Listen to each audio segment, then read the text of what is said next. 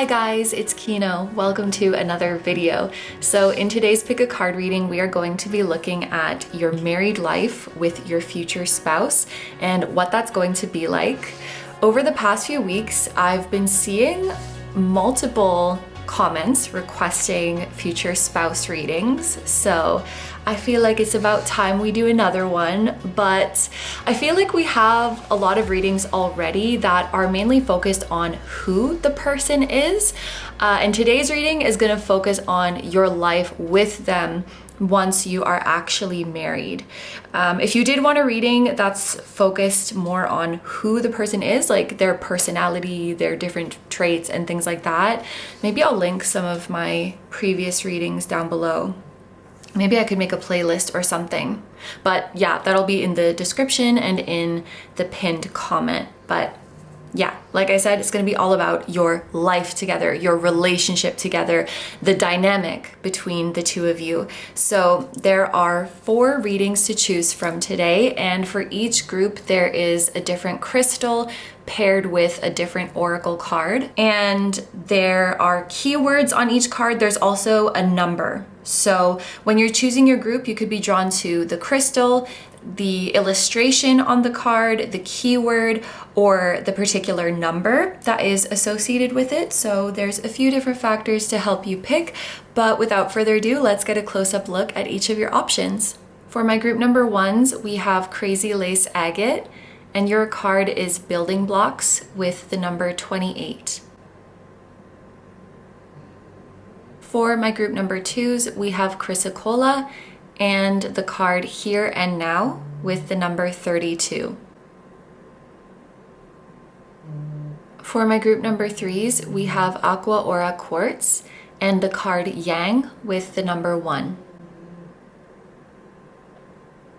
And for my group number 4s, we have Cobalto Calcite and the card Exchanging Gifts with the number 27.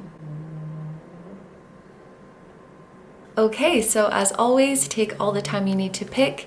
You can pause the video if you need to. I'm gonna go ahead and get started with number 1.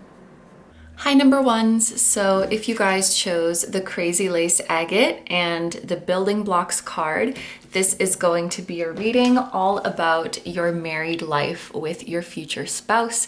Like I mentioned in the intro, if you were looking for a reading that is mainly focused on who this person is, like the traits about them, I will have a playlist linked down below with some of the future spouse readings that we've done in the past. But in today's reading, we are going to see about your life together. So we're going to start off with your first impression of them versus how you will end up seeing them when you are married, and vice versa, their first impression of you versus how they will see you when you end up married. Then we're going to look into different levels of your life together, I guess, starting with your day-to-day life, your dates, and finally how you spend special occasions together. So this will give you a feeling of how you interact with each other when things are super casual and everyday versus when things are like special and fancy. And then we are going to see how your future spouse is going to get along with your friends, how they're going to get along with your family, and vice versa, how you're going to get along with their friends and how you're going to get along with their family. And then we also have an extended reading today where we will see what is going to make your future spouse want to marry you, or sort of like what is the moment that they knew this is the person I'm going to marry. We are going to take a look into your spiritual connection and your past life connection, like who this soul is to you. We're going to get a message from them for you right now at this exact point in your journey. What is the message that they want to give you? And then I put this at the end so that you could skip it if it's not for you, but there's going to be a little 18 plus section where we take a look at your intimacy together. And this is going to include both your physical intimacy as well as emotional intimacy. So for the extended, you have the option of either the one-time purchase, just this reading, or the monthly membership, which gives you access to all of the extended readings every month. So the links for that will be down below. If you are considering the membership options, I just ask that you carefully read the description of the different membership levels so you know exactly what you're getting. But I'm very grateful to everybody who considers that option, and I'm so grateful to everyone who is here watching this right now. Thank you so much for being here, and without further ado, let's get into your reading. So we are going to take reversals today.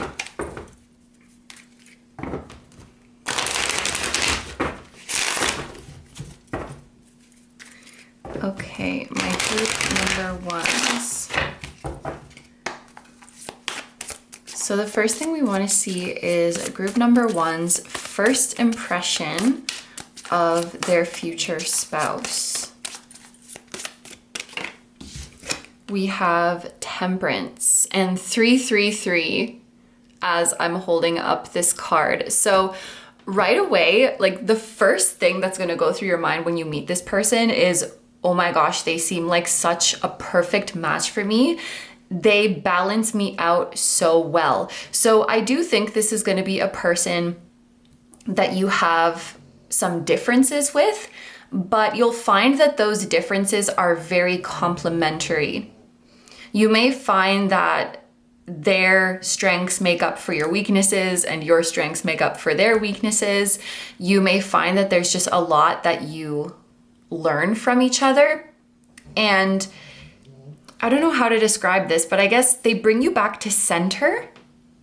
If there's a particular habit that you have where you kind of end up sliding this way or you end up getting carried away that way, it's like they bring you back to the center. This would be someone who helps you avoid extremes in your thinking, who keeps your mood and your emotions very stable when you're around them.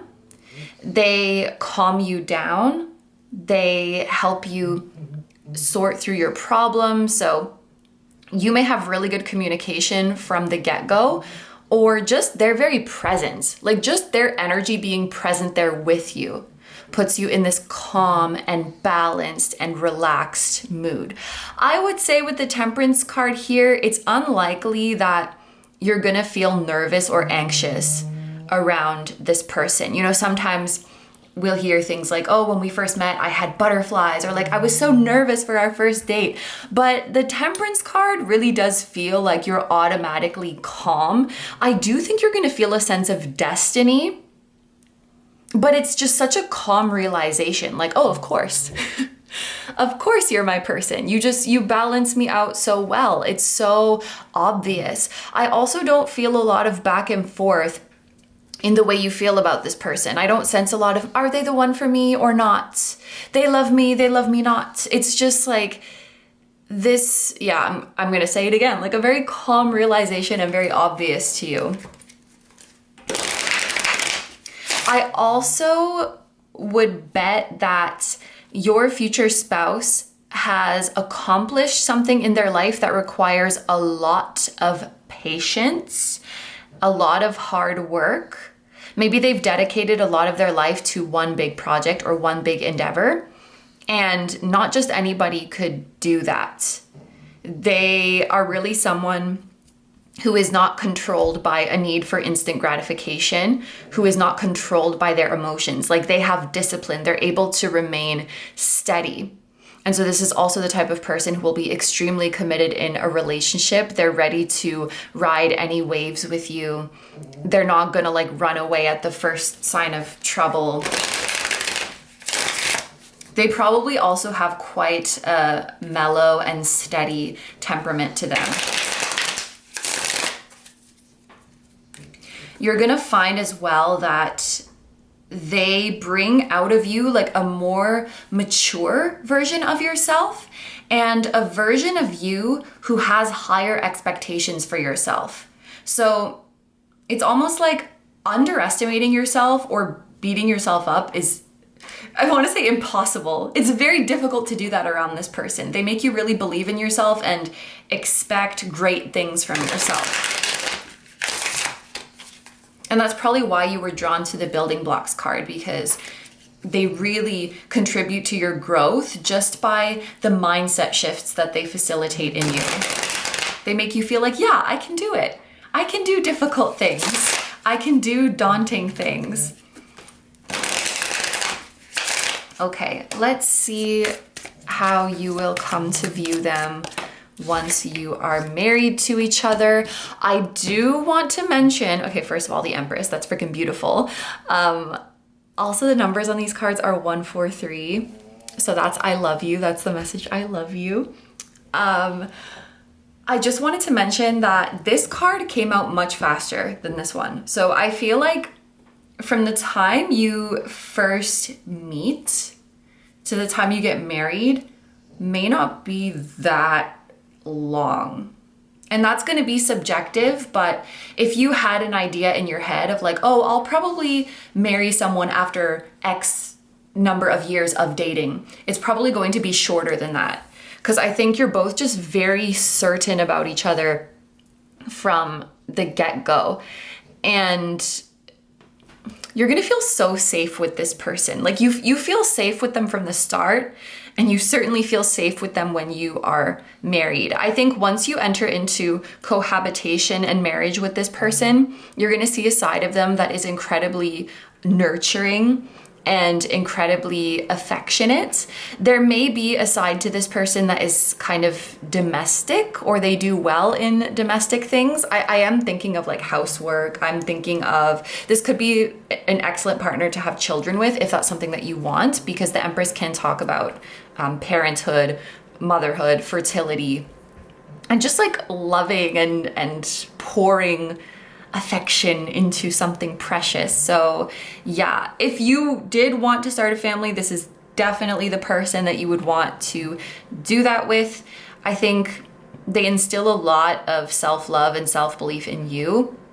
And if you were to have children, they would instill a lot of self-love and self-belief in them as well. But yeah, nurturing and affection are the big keywords that are coming up for me here. And life will feel very beautiful when you're with this person. I think that there's a strong physical attraction with the Empress and a strong attraction to each other's natural beauty. And is there anything else I want to say? I think that your married life is going to be very sweet. It's like when you're first dating and getting to know each other, you might see a side of them that is more serious and like mature and put together. And then once you're married, you get to see the side of them that is more soft and squishy and cute and maybe see a little bit more of their silly side. I also feel like this person is very cuddly. They could also, I feel like they love children. They could also love animals. Perhaps they even have an animal, or you will welcome an animal into your home together. I think they really like nature and just being natural. So life might become more just stripped down and simple when you're with this person. It's like you don't need to prove yourself, and you don't need to chase things just for the sake of chasing them. It's just like contentment with everything as it is right now. You may live somewhere with them that is surrounded by nature, or at least if you were living in the city, oh, my left ear is ringing. At least if you were living in the city, you probably would live somewhere with quick access to nature so you can get away. Like for example, it's just an hour drive to the mountains, or it's just like a 30-minute train ride to the countryside, something like that. But yeah, 2 major arcana, this is definitely primary soulmate energy, which makes sense because you're marrying them. So let's pull some cards for them. And let's see, what is their first impression of you? Wow, we have the 2 of Swords in reverse. So that's certainty.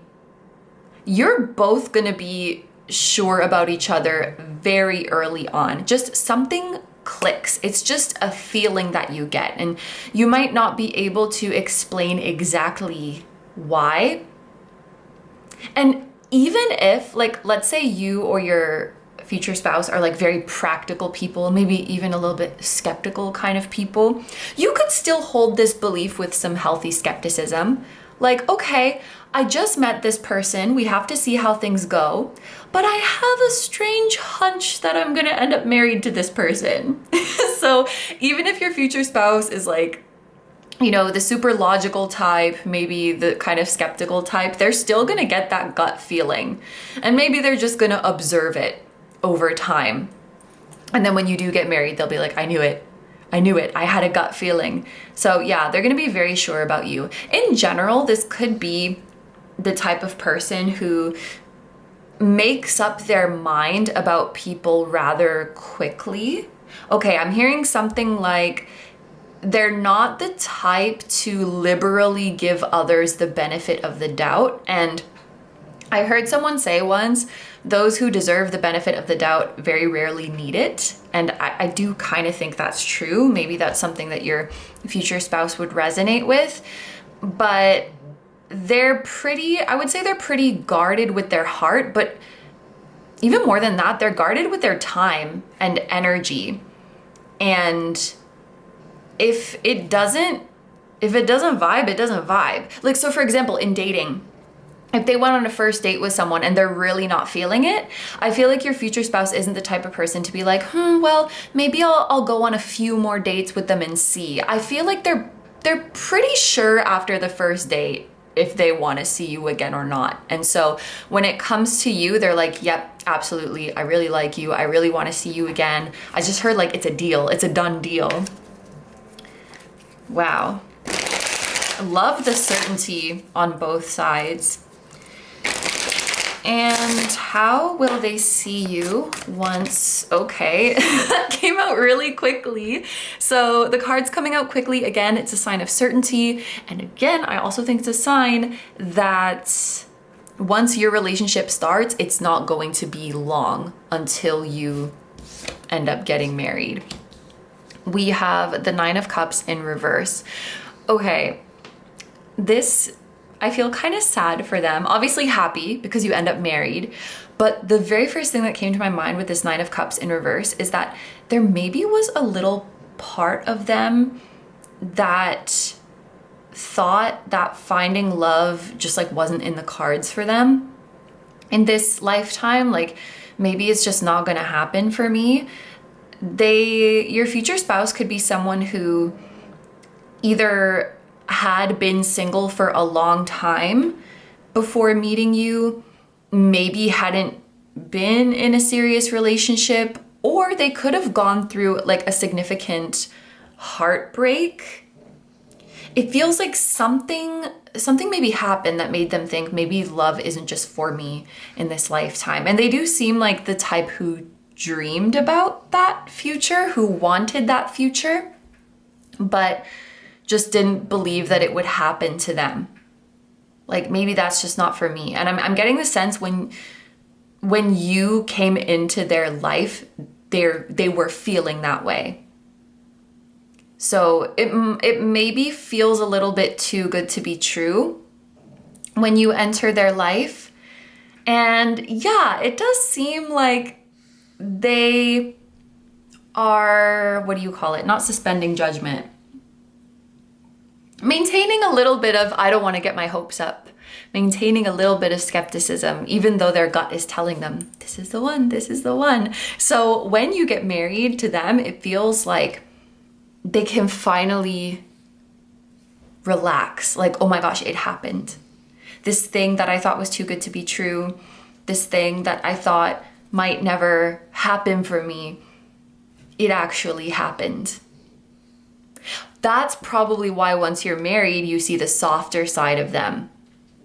So, of course, they're going to take really good care of you while you're dating, but there may be a tiny part of them that is guarded or just not letting themselves be 100% optimistic. That's what I feel with this Nine of Cups in reverse. And then once you're finally married, it's like they can breathe out and they can release all of their fear. That's when you're going to start to see the very adorable and soft and squishy side of them. So Like, let's say you're already dating this person and you're like, but Kino, they're already a sweet teddy bear. I feel like once you get married, that's really going to be dialed up a few notches. Okay, so let's look into your life together. We're gonna switch up the deck now.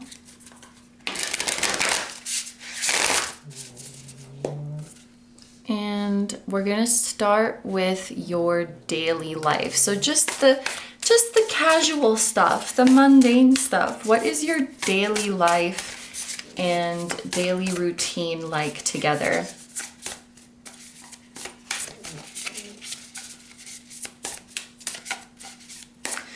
I am getting the feeling that, okay, I just saw 1818, that could be a significant number. And I'm getting the feeling that, oh, you could get married at an age that ends in 8, because we have like 18 and 28 here. So one of you could be like 28, one of you could be 38, or like a year that ends in 8, like 2028 or something. What was I saying? I get the feeling that one or both of you might have a kind of irregular routine, like in terms of your work schedule and stuff. If this is both of you, then that will work out because you'll both be understanding, you know? Like, oh, you don't have to apologize if something randomly comes up or if your plans change. You don't have to explain it to me because my schedule is the same. So, you know, being very patient and understanding with each other in that way. But then it might require a bit of extra effort to schedule quality time. It could also be a situation where one of you has the irregular schedule and one of you has a very regular one. And so the person with the regular schedule might have to be a bit more understanding, because it's giving the feeling like things could suddenly change.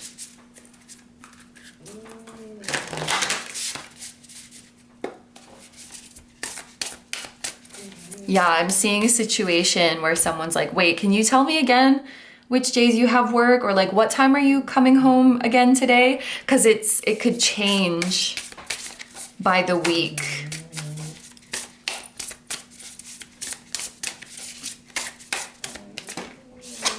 We have the 6 of Cups in reverse for your daily life. So this does give me the feeling that the way your daily life is when you are married is going to be quite different from the daily life that you have now, or it's going to be quite different from what you've experienced in previous relationships.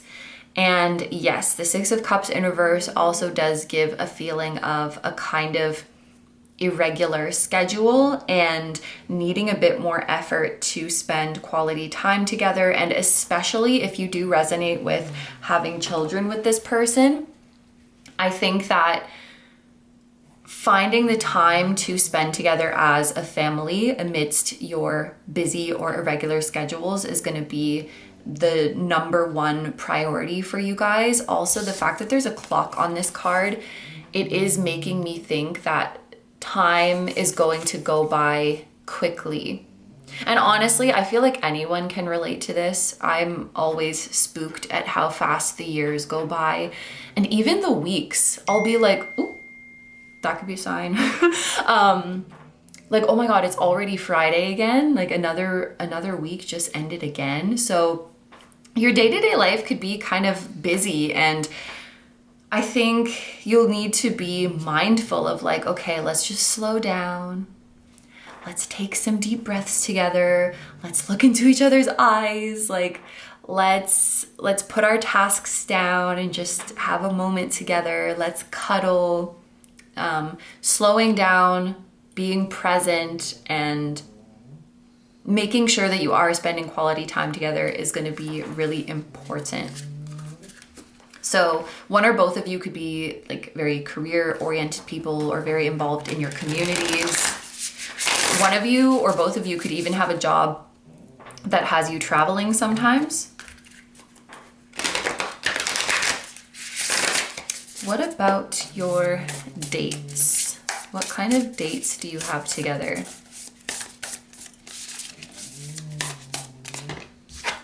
We have the Six of Swords in reverse. So this is giving me the feeling again that your day-to-day life is so busy that when you have the time to just be together or have like a date night, you'll probably want to do something kind of low-key. You might even just want to stay at home, you know, order food in, watch a movie, watch a show, cuddle, or do something that's more in your, like in your neighborhood, in your local area.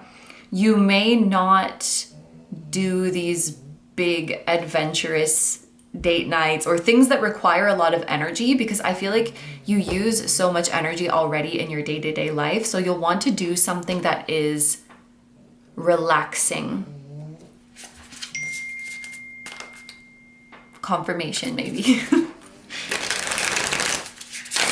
But yeah, it's kind of like you're very active and out and about usually. So when you get to spend time together, you want to be like present, no distractions. You want to be relaxed together. You want to just be calm and low key and not think about your responsibilities. And you want to do like simple things. Just doing simple things together, I feel like brings you so much joy.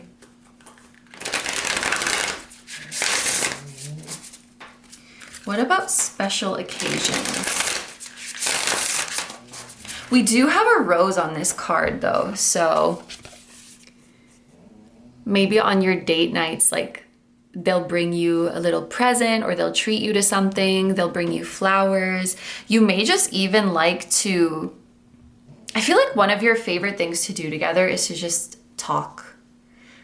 Like just, I want to say shoot the shit, but that sounds like you're just having small talk. But honestly, talking about, you know, insignificant things to having the deepest of conversations, just being present with each other and being in conversation with each other. I feel like you don't need to spend a ton of money or you don't need to go to fancy places. Like you just want to be together. You just want to be comfortable. You want to be snuggly. Maybe you want to be in your jammies and just like eating your comfort foods. That's really the vibe that I'm getting.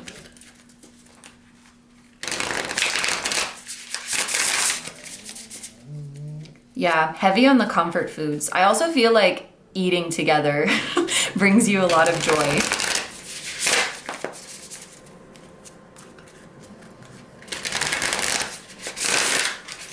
And special occasions. Special occasions with your future spouse. How do you spend special occasions? We have Judgment in reverse. So this is totally an intuitive interpretation, but actually, I guess you could kind of, I don't know. But what came to my mind, I don't know if this really fits with the textbook meaning of judgment or not, but what came to my mind is that you lift from each other the pressure of spending special occasions in a certain way, and you lift from each other the pressure of adhering to traditions, and you give each other permission to do things in your own way. So this is just one example, but let's say one or both of you feels stress around Christmas time because there's this tradition of like cooking a huge dinner and spending a ton of money on presents for people or going to see certain relatives, and it just like brings more stress than joy. In this relationship, there's this sense of like lifting that pressure and just giving permission of like, look, if this doesn't resonate with you, we don't have to keep doing things this way. We don't have to keep this up just because it's a tradition. If you want to eat pizza today instead of turkey, like that's okay. If you want to stay home, that's okay. If you want to go out and do something fun instead of a gathering at home, like that's okay. Maybe this marriage is like a chance to create new traditions, or a chance to change your relationship to certain occasions. Whether you want to start celebrating something that you didn't before, or stop celebrating something that you did before, or celebrate with different people or in a different place, in a different way. And just removing all of the pressure and all of the expectations. And I also feel like it's something that could change from year to year. So you could be like, this year on my birthday, I don't want to do shit. Like I just want to take a nap and that's fine. Or if you're like, this year on my birthday, I want to be pampered. I want to go on a trip and I want to be wined and dined. Like that's okay too.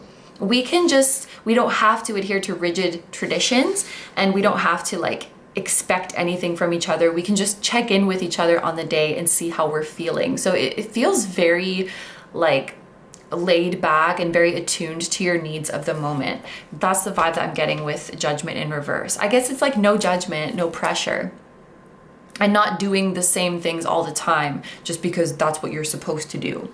Yeah, that's the feeling that I get. So now we're gonna move into your friends and family.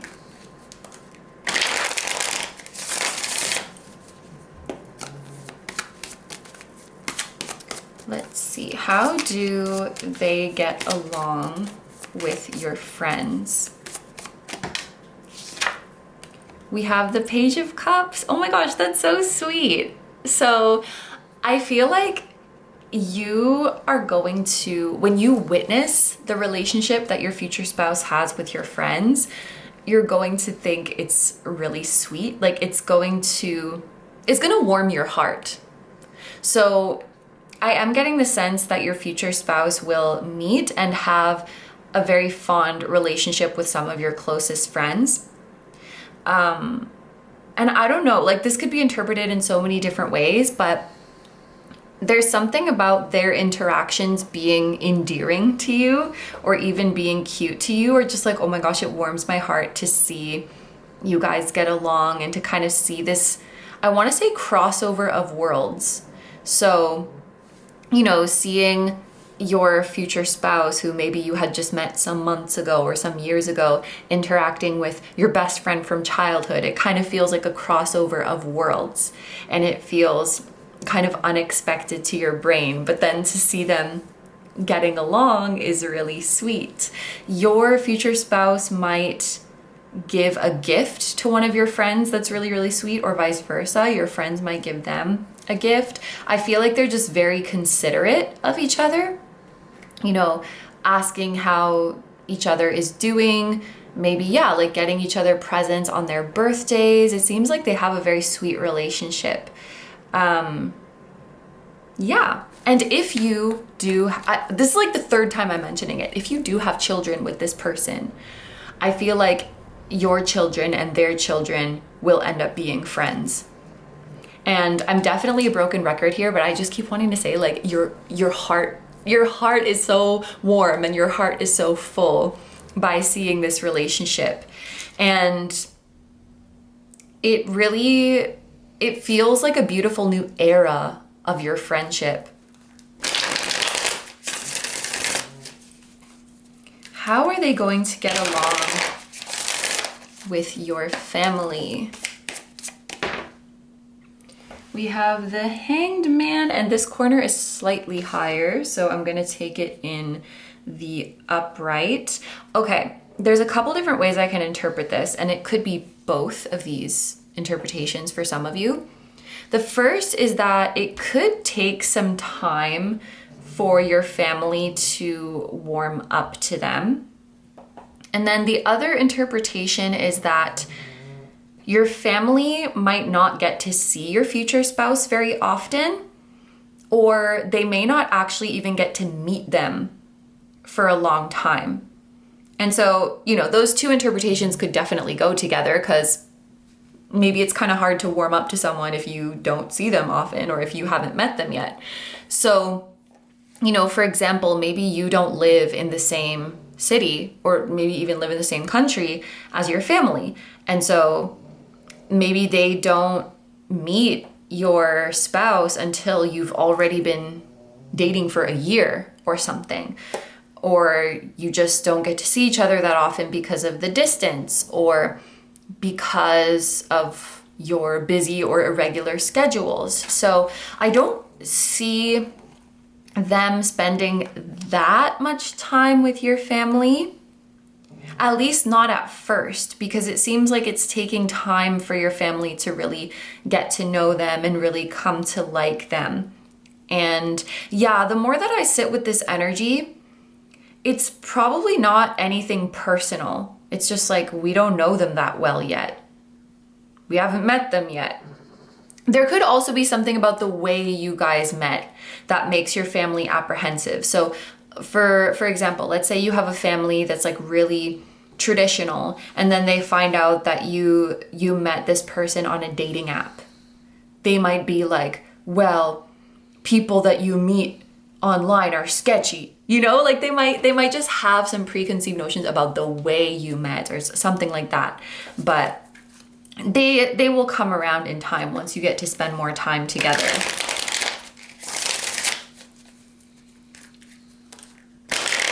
Okay, we're gonna look at the flip side now.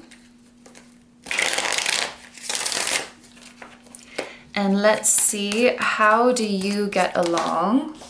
How will you get along with your future spouse's friends? We have the Chariot. Okay, so something that just came through right away is that some of your future spouse's friends will jokingly say that they like you more than them. Like you're gonna get along so quickly. It's gonna be like immediate. And the fact, like, this major arcana is making me think that, you know, we spoke about you and your future spouse are primary soulmates, and I would bet that at least one of their friends is also in your soul group, because you're just like immediate besties. It could even be that, you know, I thought it was a joke at first, but maybe you do become closer to one of their friends than they are with that friend. Like you just have a special bond. But I don't know, it seems like they welcome you with open arms right away. In case that you do remember this reading in the future, your future spouse may have a friend who has Cancer placements who ends up being really, really special to you. But it seems like you may even like have group hangouts. You know, not just like they're introducing you, but you do a lot of things together and maybe even go on trips together. Maybe they have friends who are couples, and so you can kind of go on group trips together. I'm sort of getting that vibe.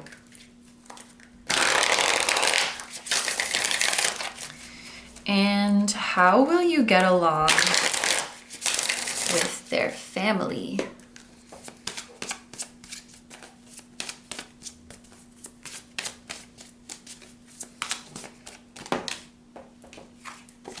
We have the Six of Pentacles in reverse.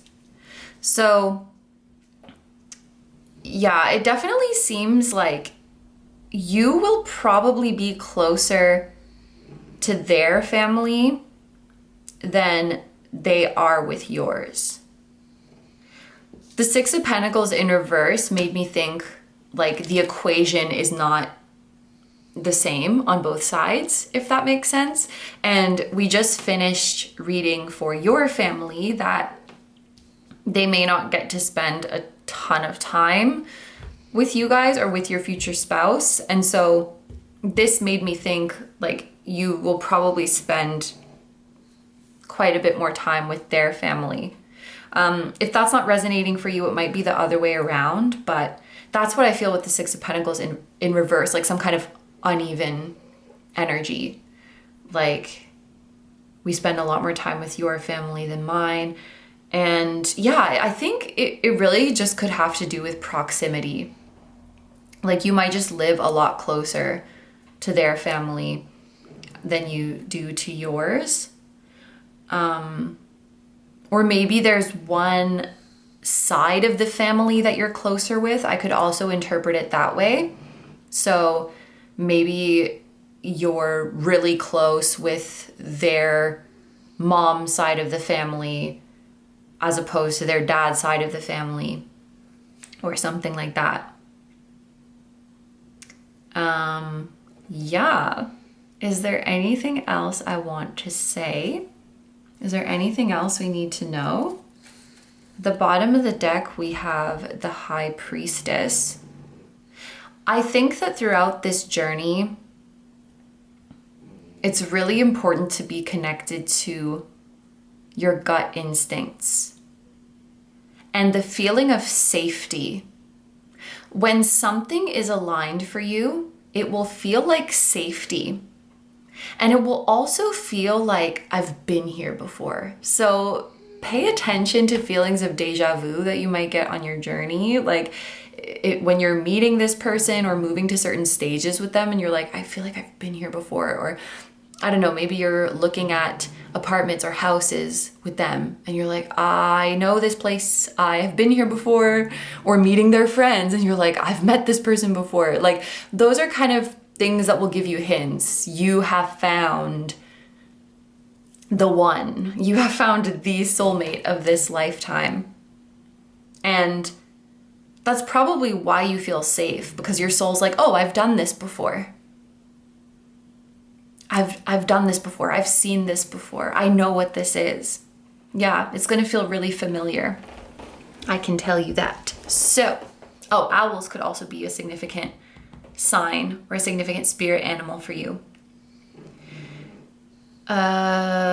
Pisces energy is also coming through, which is interesting because I haven't really been talking about zodiac signs that much, I feel. But yeah, Pisces energy or Pisces season could be significant to this relationship. So like late February to late March is maybe that's like when you meet them or when you start your relationship or when you get married or something.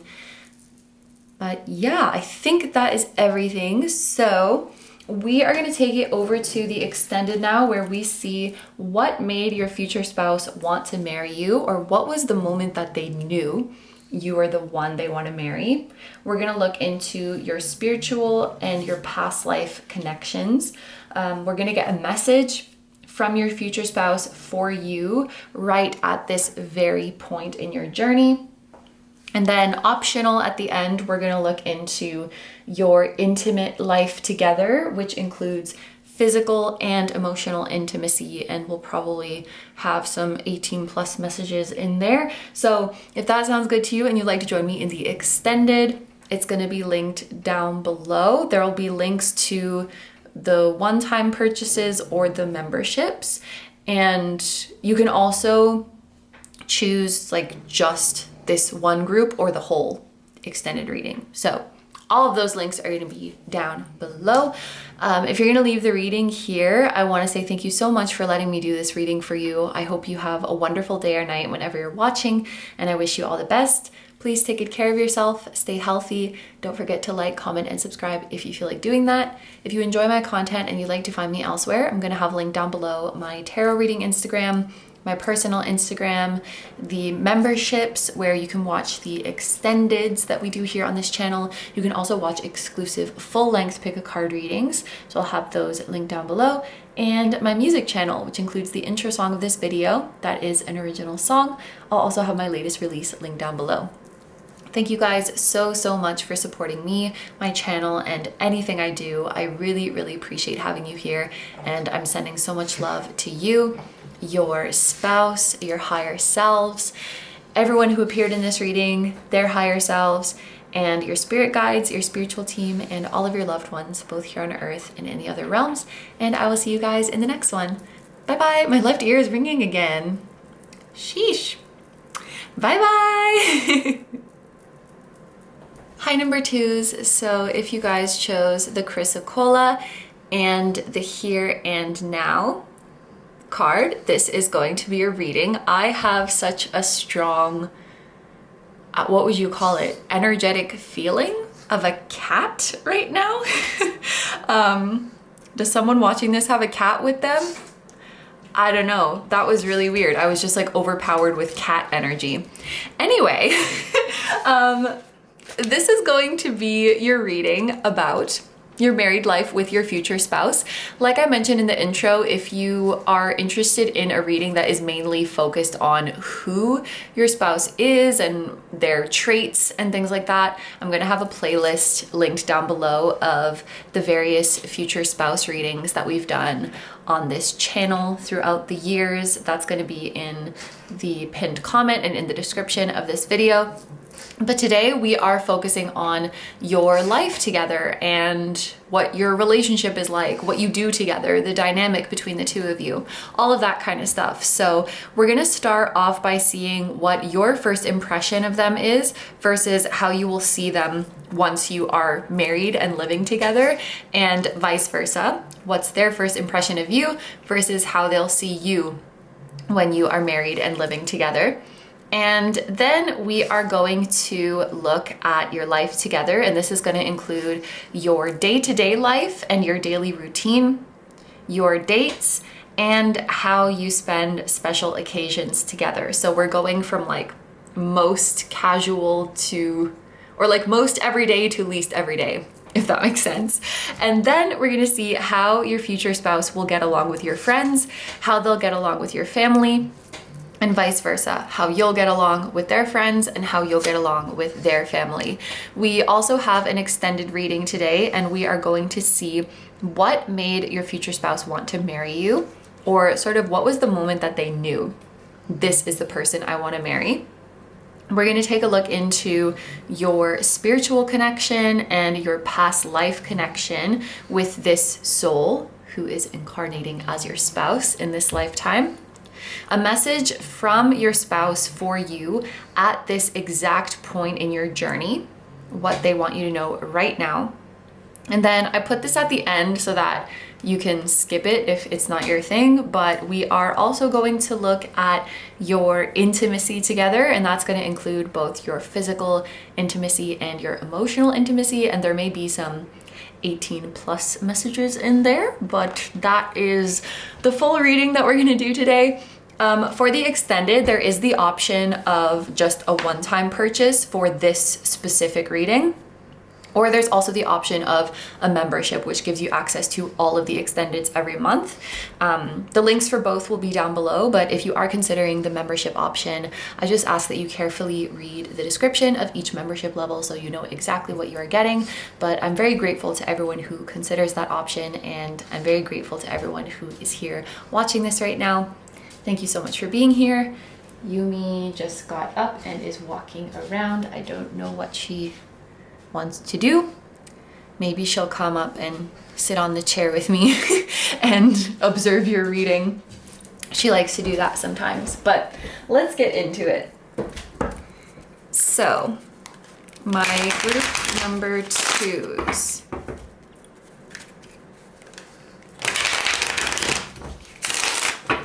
What is your first impression of your future spouse? We are going to be taking reversals today.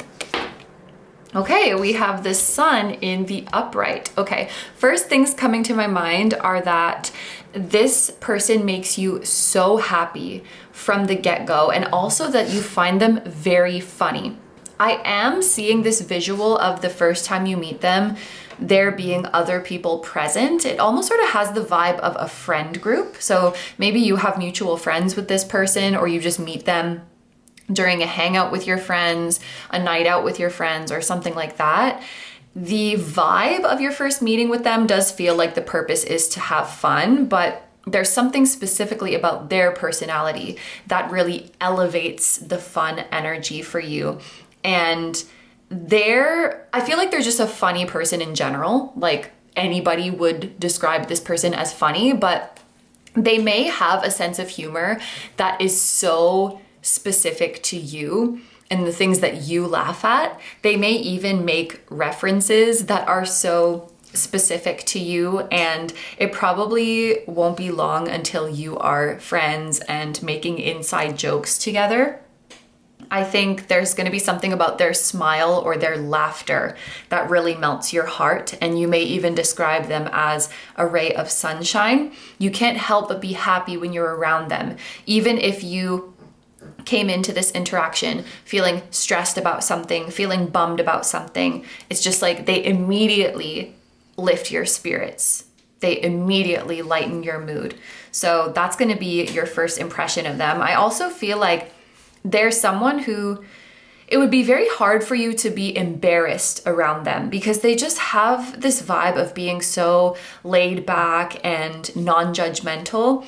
And something that was coming through specifically is that they make your inner child feel like they are safe to come out, which I feel like is really important in a life partner, someone who's going to be close to you in your life. That's beautiful. They could have big eyes or very expressive eyes. They could also have, like, I'm hearing majestic hair, or they could have longer hair. They could be on the taller side as well. And how will you see them once you are married to them? So the 5 of Wands flipped over, but it didn't come out. I will keep that in mind. It could be that your future spouse has a bit of a competitive spirit to them.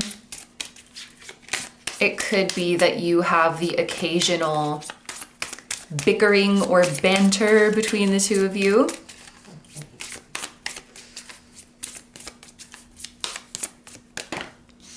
We have the Knight of Wands. Okay, so both of these cards have fire energy to them, and specifically Leo energy is coming through quite strongly. So your future spouse could have Leo placements, or you could meet them in the summer. And immediately I'm thinking of When I Met You in the Summer.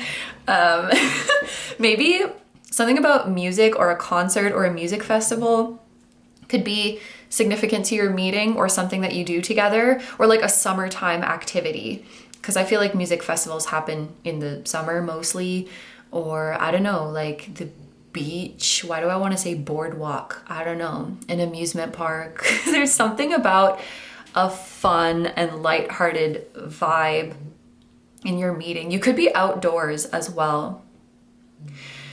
Both of these cards have horses in them as well.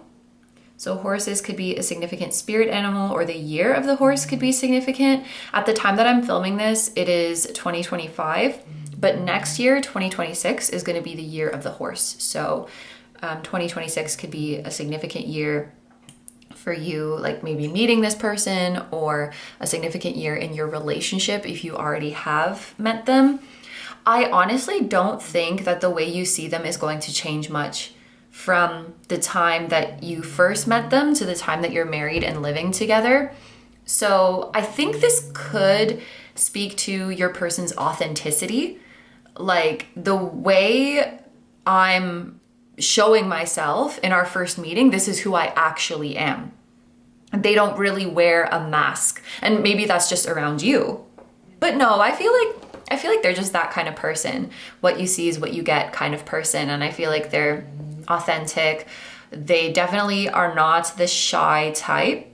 And it's like they have nothing to hide. And they're nice to everybody. That's coming through as well. They're nice to everybody. They treat everybody as equals. I think you're going to be really happy with how they treat you, but also really happy with how you see them treating other people. And we'll get into that later in the reading, but you know, the way they treat your friends, the way they treat your family, even the way they interact with their own family. I think that's going to make you very happy. When you first meet them, you're getting a sense of their fun-loving spirit, which is definitely a very core part of who they are. But as you get to know them more, and especially when you start cohabitating and doing life together, you're going to see their responsible side. Basically, this person just has a lot of energy and a lot of vitality, and you'll see how they can channel that into having fun and going on adventures, but they can also channel that into some of life's harder tasks, some of life's more serious tasks. I think this is someone who just really pours their energy into everything they do. They don't seem like the type of person who half-asses things. It's like, I'm either gonna do it or I'm not gonna do it. And it's probably pretty hard to make this person do things that they don't care about. They really are engaged with things that their heart is in and that they are passionate about. And I do think that they are a very passionate person. I think their passion is going to be something that's very inspiring to you, and that's going to awaken your passion as well. Okay, this sounds a little bit cheesy, but I heard every day is an adventure with you. But I think that's how you will feel in this relationship. I think living with this person is a hoot. I just think they are so funny, and they have a way of being able to laugh at life's bullshit and laugh at life's sorrows without it feeling like they're dismissing the difficulty of what you're going through, if that makes sense. But yeah, definitely once you're married, you'll see a more mature and responsible side to them. I am getting the feeling that you could still be pretty young when you meet for the first time, or maybe both of you just have a youthful spirit, but there's this message of, even as the decades go by, they're still that same fun-loving person. You know, of course they change with time. Maybe they slow down a little bit and they become a bit more mature, but they always have that fire in them and they always have that playful side to them. So yeah, I don't think the way you see them is going to change all that much after being married. Their personality seems very authentic and very consistent. Okay, so let's look at this from the other side. We are going to see their first impression of you. And we have the King of Pentacles in reverse. So right away, there is something about you that is not like, okay, at first I was going to say there's something about you that's not like other people they've dated. But I think actually the message is just other people in general. Like there's something, they've never met someone quite like you before. You have some kind of unique quality to you. And something else that is coming through is that you challenge them. And something that they like about you is that you're not afraid to challenge them. You're not afraid to question them. I'm hearing you ask really insightful questions. You ask questions to get to their depths when you're getting to know them. Asking questions that they've never even considered the answer to before and really making them think. Like, oh, damn. That is a very good question. I need to think about that. So you kind of make them realize that, oh, I like this energy. It's like you make them realize that maybe they don't know themselves as much as they thought, but they like that about you. They're not scared at the idea of you seeing right through them. They're not scared at the idea of them being exposed and seen by you. They rather take it as, thank you for this opportunity to reflect on myself more. Thank you for showing me this area where I could get to know myself a little bit better. Or thank you for showing me the ways in which my thinking might have been wrong. So, you know, even amongst all of this sunshiny, fun-loving energy in them, I am starting to see their maturity and their depth. This person likes someone to challenge them and likes someone who makes them grow. And it's like there's something you're showing them. Oh, I don't know as much about this as I thought. And I feel like it could definitely be their own self, but it could also be, you know, some area that they're knowledgeable about. Maybe it's related to their profession or just something that they're interested in. And they're like, wow, I need to brush up on my skills. Like, okay, this is really specific, but you could be beating them in something on one of your first dates. And they're playfully salty about it. They're not actually salty, but just playfully. So I don't know, I'm thinking of pool for some reason, like billiards, however you say it. And they're like, yeah, I've never lost a game ever. I'm the best in my friend group. And then you beat them and they're like, ouch. But it's funny. It's not like they actually care. So yeah, you challenge them a little bit and they really like that. Okay, let's see how they view you once you are together, once you are married. We have the Hanged Man. Okay, same thing. The way that they view you is not going to change. That's what I feel with this Hanged Man. Like, when you two meet each other, and again, this could just be because of the way you each are as people, you could just be really like keep it real kind of people. What you see is what you get. I'm not wearing a mask. This is just who I am. Take it or leave it. Was definitely getting that vibe from them. Maybe you resonate with that too. But the way they see you when you're married and living together is the same way they see you when you first met. And so this speaks to the consistency in your personalities. It speaks to your comfortability of showing your true self to each other, your ability to read each other and really know each other. But also, I think it's also speaking to this undying spark and chemistry that you have. It's almost like, and this kind of goes back to the message of every day is an adventure with you. Every day feels exciting and fresh. And when I'm saying such cheesy things, but I swear this is what's coming through. It's like every time you kiss each other, it's just as exciting and tugging on your heartstrings like the first time. And I almost feel with this Hanged Man, and this is a playful message of, oh, I'm still waiting for that honeymoon phase to be over. We've been married for 5 years, still waiting for that honeymoon phase to end. Like, when is that happening? And there's really this emphasis on as you age together, feels like we are still the same people.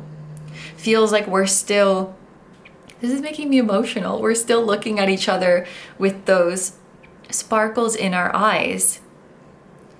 You're still, years later, beating me at this game.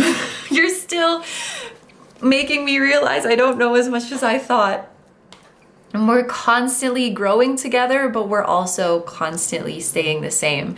Something else that is coming through, and this, I don't know if this is going to be coming through in other groups, but I'm seeing a scene of your wedding where your vows to each other or the speech you say at your wedding is going to make a lot of people cry. And again, there's that feeling of mutual friends. I think there's going to be a lot of people at your wedding who know and love both of you. So your circles are meshing together for sure. Maybe you already share the same social circles, or once you start dating, you're going to bring a lot of people together. But that's a very specific message for this group. There's a lot of people who know and love both of you, as opposed to a wedding that's like, these are my guests and these are your guests. It feels like a lot of the people are both of your guests. Okay. So let's get into your life together.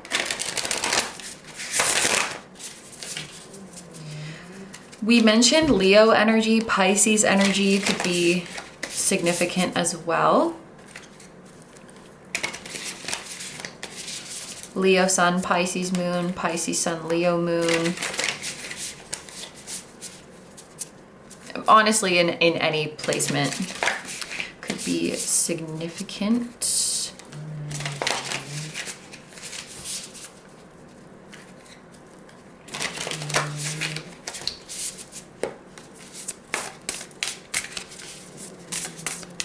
So let's take a look at your daily life together, the most mundane level, just the everyday stuff. What is your life like together? We have the Fool in reverse. When you're together, you make even the most boring and routine and predictable things fun. There could be, it's probably both of you, but I'm sensing a very organized energy from the Fool in reverse, because in the upright, it would just kind of feel very spontaneous and just doing whatever. Feels kind of haphazard, if that's the right word. In reverse, it feels more calculated and it feels more organized. And so yes, there's definitely, once you start living together, there's a more meticulous and serious side to your future spouse which comes out, which I think is really good for your domestic life. Like, they're on top of shit. They have their shit together. And one or both of you could just have that need to have things organized in a specific way, or just be a very neat person. But I feel like neatness and tidiness is really going to be respected. I'm also hearing appointments are going to be remembered.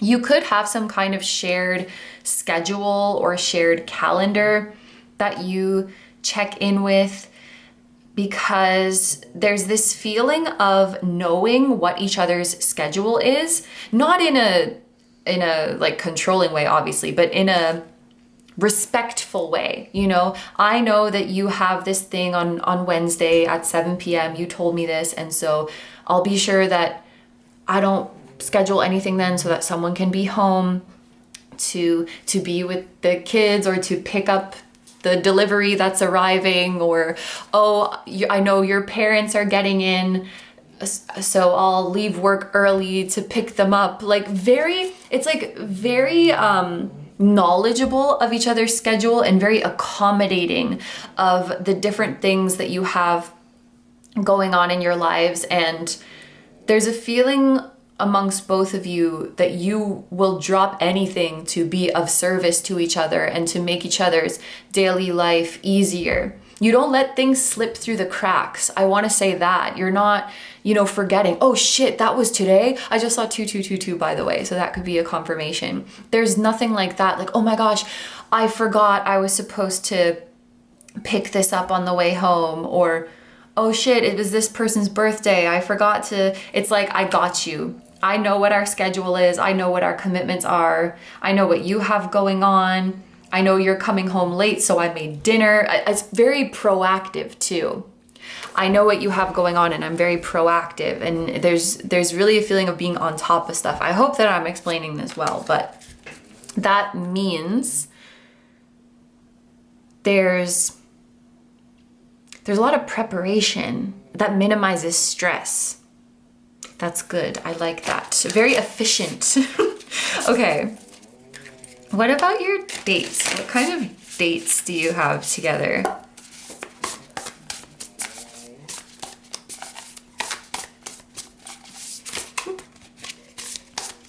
Okay, I'm getting this visual of your spouse. Like, let's say you have plans to go on a date on the weekend. It will be like Tuesday, and your spouse is already sending you links to, what about this place? Maybe we can try this place. This place has good reviews, or sending you pictures of places you could go or things you could eat. They're already planning in advance and getting excited about it.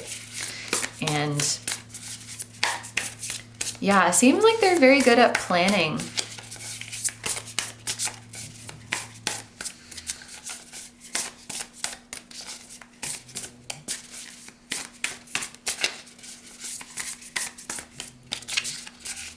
What can we know about your dates?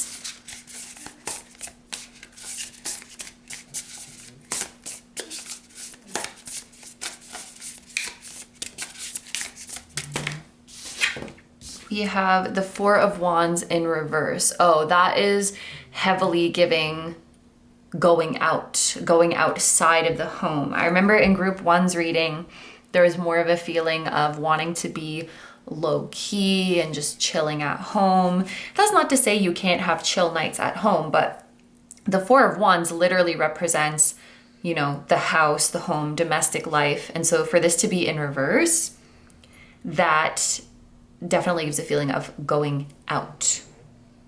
And I would bet that your future spouse likes to try new places. It seems like they like to research, for example, new restaurants that you haven't been to yet, or what's going on in my city this weekend. They want to be adventurous. They want to try new things, and they want to give you new experiences. There's also something about babysitting coming up. I don't know if having children is part of your plan, but there's a message about maybe you have family or friends who live nearby, and so it's easy to have a babysitter if you wanted to go out or have a date night or something like that, or if you wanted to go on a little trip and you have a fur baby at home, there's someone nearby who can pet sit for you. I do feel like you like to go out and adventure and try new things and well, yeah, that's what trying new things is. But I was going to say Four of Wands in reverse also has the feeling of something that's kind of unfamiliar and fresh. So that's fun.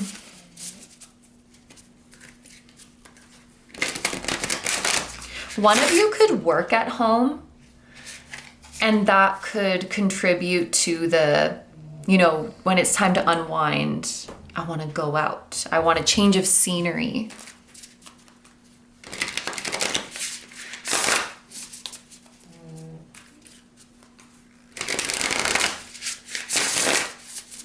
And what about special occasions? How do you spend special occasions? I will say for sure, there's also a consistent energy of you having a lovely community and a lovely support system, people who love both of you. The fact that that comes up when we're about to pull a card for special occasions, maybe that means that you're surrounded by friends and family during special occasions.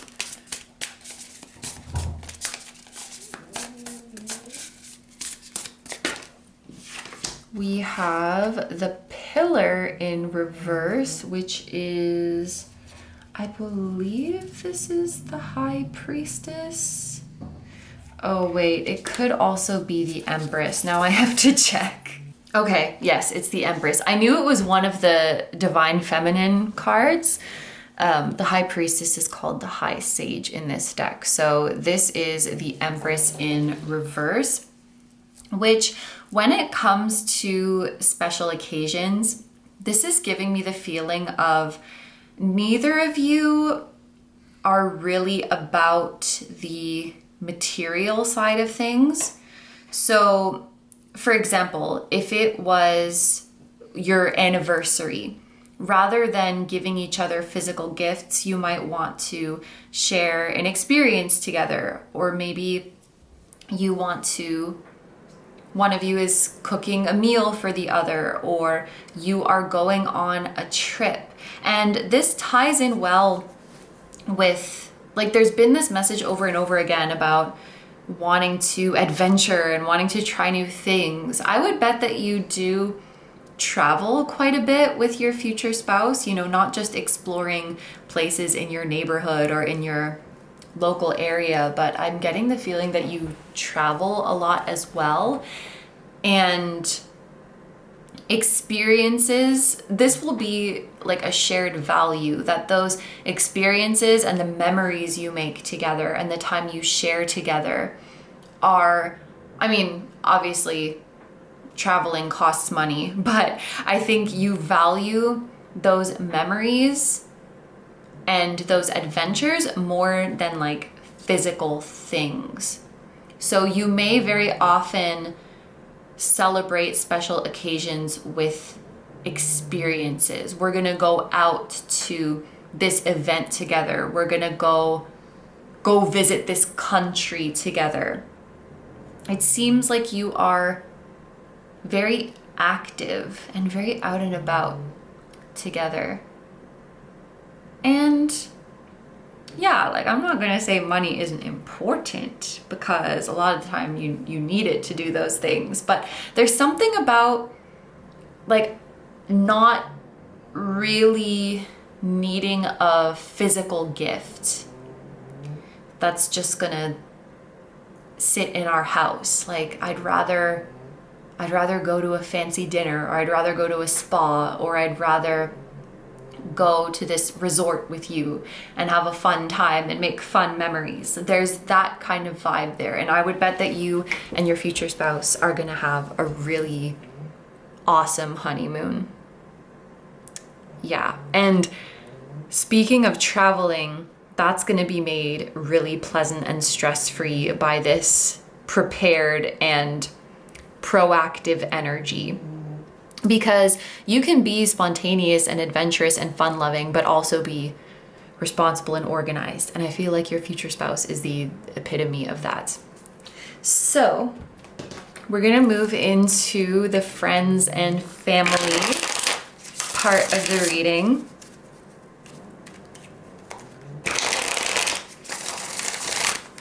So let's see how they will get along with your friends. We have the Five of Wands in reverse. This is actually a good card to be in the reverse because in the upright, it can talk about conflicts, arguments, just butting heads, not being in alignment. In the reverse, I would say this is talking about the absence of conflict, but why is it coming through like that? Maybe you could be kind of nervous about introducing them to your friends, and maybe it's just you getting in your head of like, oh no, what if they don't like each other? What if they don't get along? Or I don't know, you know your situation better than me, but there could be a certain friend that you're worried about a jealous dynamic with them or some kind of competitive dynamic. Maybe you're worried. Okay, here's just one example to illustrate the energy, but of course, apply it to your situation. Let's say, for example, one of your friends is your ex. Like you used to date this person, but you just decided to be friends and they're still in your friend group. So maybe you're nervous about introducing your spouse to them because you're worried that your spouse will be jealous or not approve of, like, what you're still friends with your ex, you know, that kind of thing. That's just one example, right? But there could be a particular friend or just your friends in general. You're kind of nervous about introducing them. What if there's some butting heads? What if there's some conflict? And with the Five of Wands in reverse, it seems like that's not going to be the case at all. This could even be a message for some of you that if you have had a falling out with a friend, you could be having a reconciliation with that friend, if you want to, of course, that is facilitated by your future spouse. So maybe there was someone who used to be your best friend and you had a falling out, but you always kind of regretted it, and you always kind of felt like we should just swallow our pride and reach out to each other and work things out, and it's kind of weighing on you. And then you start dating your future spouse and they're like, group 2, come on, life is short. You should reach out to them. I'm sure they'll be really happy to hear from you. I'm sure you guys can still be friends. So they might actually help you to resolve a conflict that you had with a friend or with an ex-friend and repair that friendship.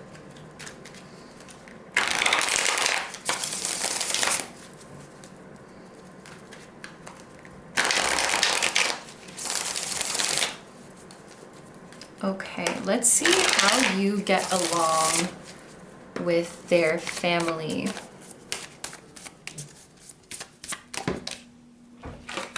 We have Temperance. Okay, so their family is going to think that you guys are perfect for each other. We literally have the yin and yang symbol on this card. I'm hearing you go together like peanut butter and jelly. That is very cute. And yeah, Temperance in general talks about balance and energies that are different but complementary. So wait, this is your family? Did I say their family? Whatever. Maybe it's both of your families, actually. When they look at you together, they're like, it makes so much sense. They're perfect for each other. I'm hearing this is exactly the kind of partner that I would want for my child. And especially I don't know whose family this is anymore. Maybe it's both of your families, but you know your child's shortcomings, and you know what they need to balance that out. And there's something about your families feeling like you're the perfect balance for them. You're the perfect person to balance them out and to give them what they need. And I couldn't have asked for a better partner for them. That's really sweet.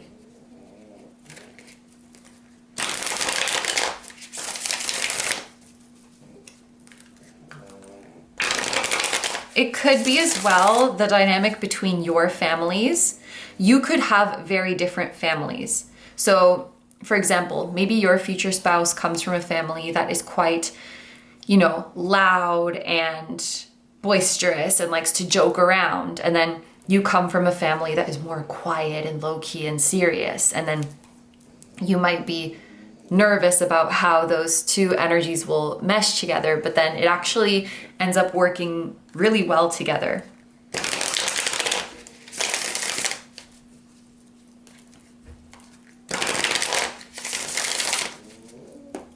How will you get along with their friends?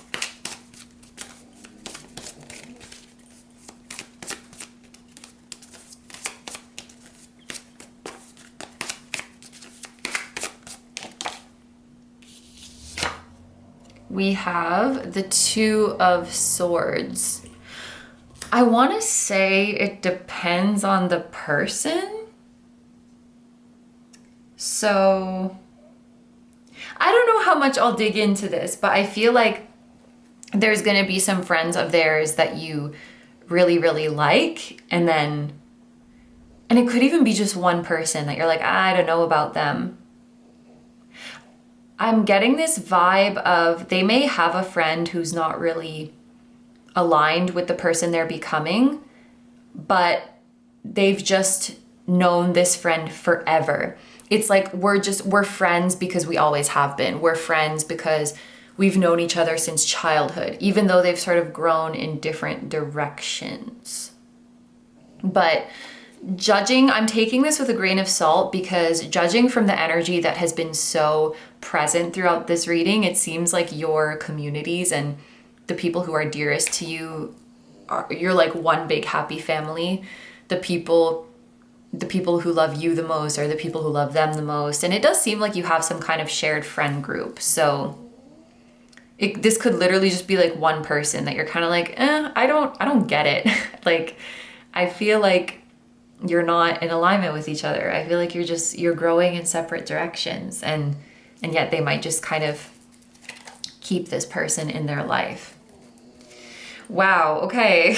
I was just thinking, anything else we need to know about your families? And at the bottom of the deck, we have the Lovers. So for how your families feel about this connection, it's literally Temperance and the Lovers. So your families are feeling like this is a match made in heaven, that they couldn't ask for a more perfect match for their family member than you.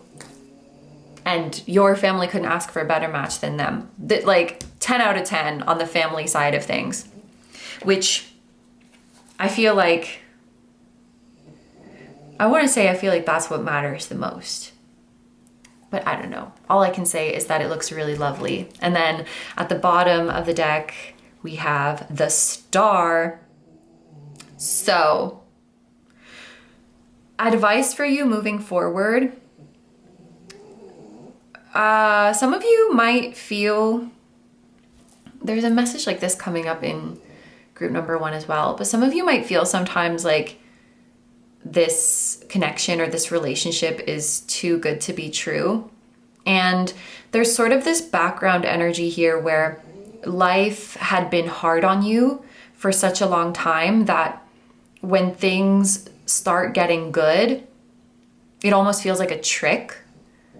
Or I think the expression is you're waiting for the other shoe to drop, or the universe is blessing you with something beautiful and you're like, okay, universe, but what's the catch? It's like you're waiting for that bad thing to happen, or you're waiting for the universe to say psych, like just kidding.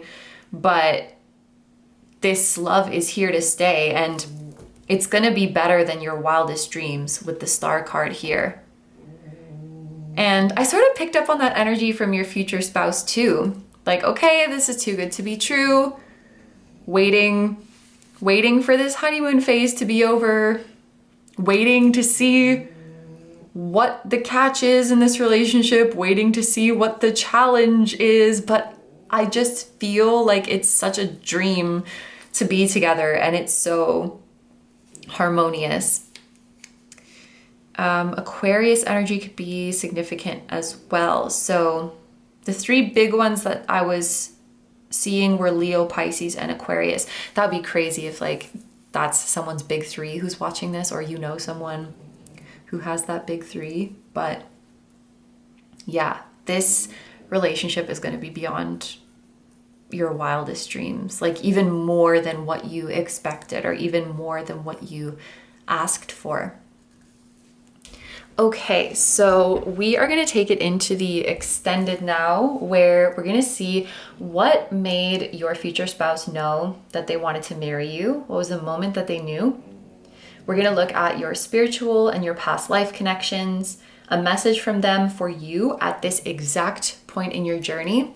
And we're also going to look into your intimacy with them, including physical and emotional intimacy, and possibly including some 18 plus messages. So if that sounds good to you and you'd like to join me in the extended, it's going to be linked down below in the description as well as in the pinned comment. There will be options for just the one-time purchase or the membership. There will be options as well, like if you just want this one group or the whole extended. So all of that is going to be down below. If you're going to leave the reading here, thank you so much for letting me do this reading for you. I hope you have a wonderful day or night whenever you're watching, and I wish you all the best. Please take good care of yourself, stay healthy. Don't forget to like, comment, and subscribe if you feel like doing that. If you enjoy my content and you'd like to find me elsewhere, I'm going to have linked down below my tarot reading Instagram, my personal Instagram, the memberships where you can watch the extended readings that we do here on this channel. You can also access full-length exclusive pick a card readings, and I will link my music channel, which includes the intro song of this video that is an original song. I'll also have my latest release linked down below. Thank you guys so much for supporting me, my channel, and anything I do. I really appreciate having you here, and I'm sending so much love to you, your spouse, your higher selves, everyone who appeared in this reading, their higher selves, your spirit guides, your spiritual teams, and all of your loved ones, both here on earth and in the other realms. And I will see you guys in the next one. Bye bye. Hi, number threes. So if you guys chose the Aqua Aura and the Yang card, this is going to be your reading all about your married life with your future spouse. If you are looking for a reading that is mainly focused on who your future spouse is and their traits, I will have a playlist linked down below of a few of the future spouse readings we've done in the past on this channel. But the reading today is going to be focused on your actual life together, what it's like to be married to them, what your relationship dynamics are like. So we're gonna start off by seeing your first impression of them versus how you'll see them once you are married and living together, and vice versa, their first impression of you versus how they'll see you when you're married. Then we are going to look into your life together. So we're going to see your day-to-day life and daily routine, your dates, and your special occasions. So it's sort of going in order from the most casual everyday stuff to the more like special once in a while stuff. Then we are going to see how your future spouse will get along with your friends, how they'll get along with your family, how you'll get along with their friends, and how you'll get along with their family. Then we also have an extended reading today where we're going to see what made or what will make your future spouse want to marry you. Sort of what was the moment that they knew, this is the person I want to marry. We are going to take a look into your spiritual connection and your past lives together. We will get a message from your future spouse for you right now at this exact point in your journey. And then I put this at the end, so if it's not your thing, you can just skip it. But we're gonna look at your intimacy as well, and that's gonna include physical intimacy and emotional intimacy, and it will most likely include some 18 plus messages as well. But that's the full reading that we have today. For the extended, there's the option of just a one-time purchase for this specific reading. There's also a monthly membership option where you can access all of the extendeds every month. So I'll have both of those linked down below. If you are considering the membership option, I just ask that you carefully read the description of each membership level so you know exactly what you are getting. But I'm very grateful to everyone who considers that option, and I'm very grateful to everyone who is here watching this right now. Thank you so much for being here. And without further ado, let's get into it. My lovely group number 3s. What is your first impression going to be of your future spouse? Already there's a feeling that your first interaction with them might be kind of rushed. And so you're left with this feeling of wanting more. The first example I saw was actually that one or both of you could be kind of hurried along by somebody else. I don't really know what that means. I was kind of seeing you crossing paths, and then one of you's like, sorry, I have to go, and like walks off. Maybe that's just more metaphorically what it feels like. A more, I guess, common everyday example would be that you had a first date and you really didn't have that much time, so you were only able to maybe meet up for coffee or meet up to go for a walk for like an hour, and the hour just went by so fast and you were left wanting to spend a longer time with them. I'm also seeing an example where you're like, oh, I have to go, my train is here. Oh, I have to go, my bus is here. And maybe that again is just metaphorical for what it feels like. But it's this, oh, you have to go already, or oh no, I have to go already. I wish we had more time.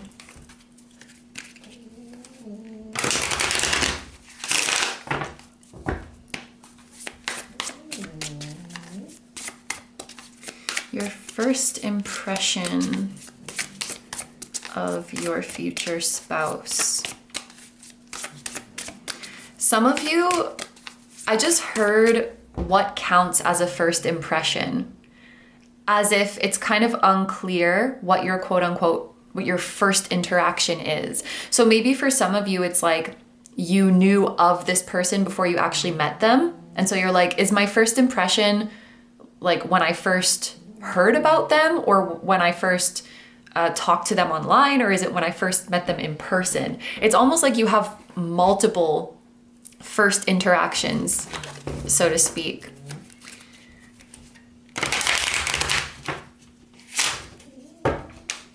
We're gonna look at your first impression when you actually met them in person, or when you will meet them in person. But yeah, you might meet online first, or maybe you've heard about them before you meet them.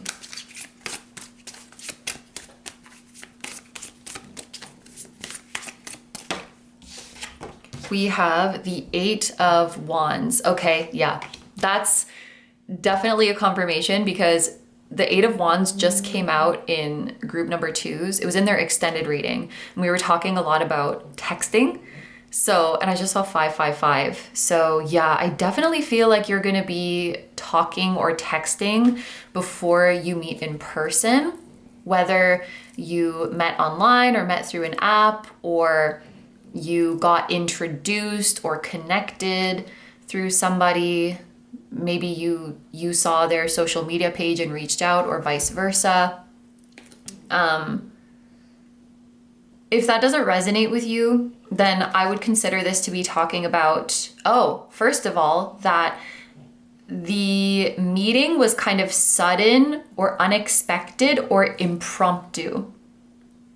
So your first meeting could be something like bumping into each other, or, oh, I have a little bit of time today if you want to meet up, like kind of last minute, or just, yeah, I think impromptu is the word. And that you really enjoy the conversation with them. I think your first impression of them is that they're very intelligent, very witty, very insightful.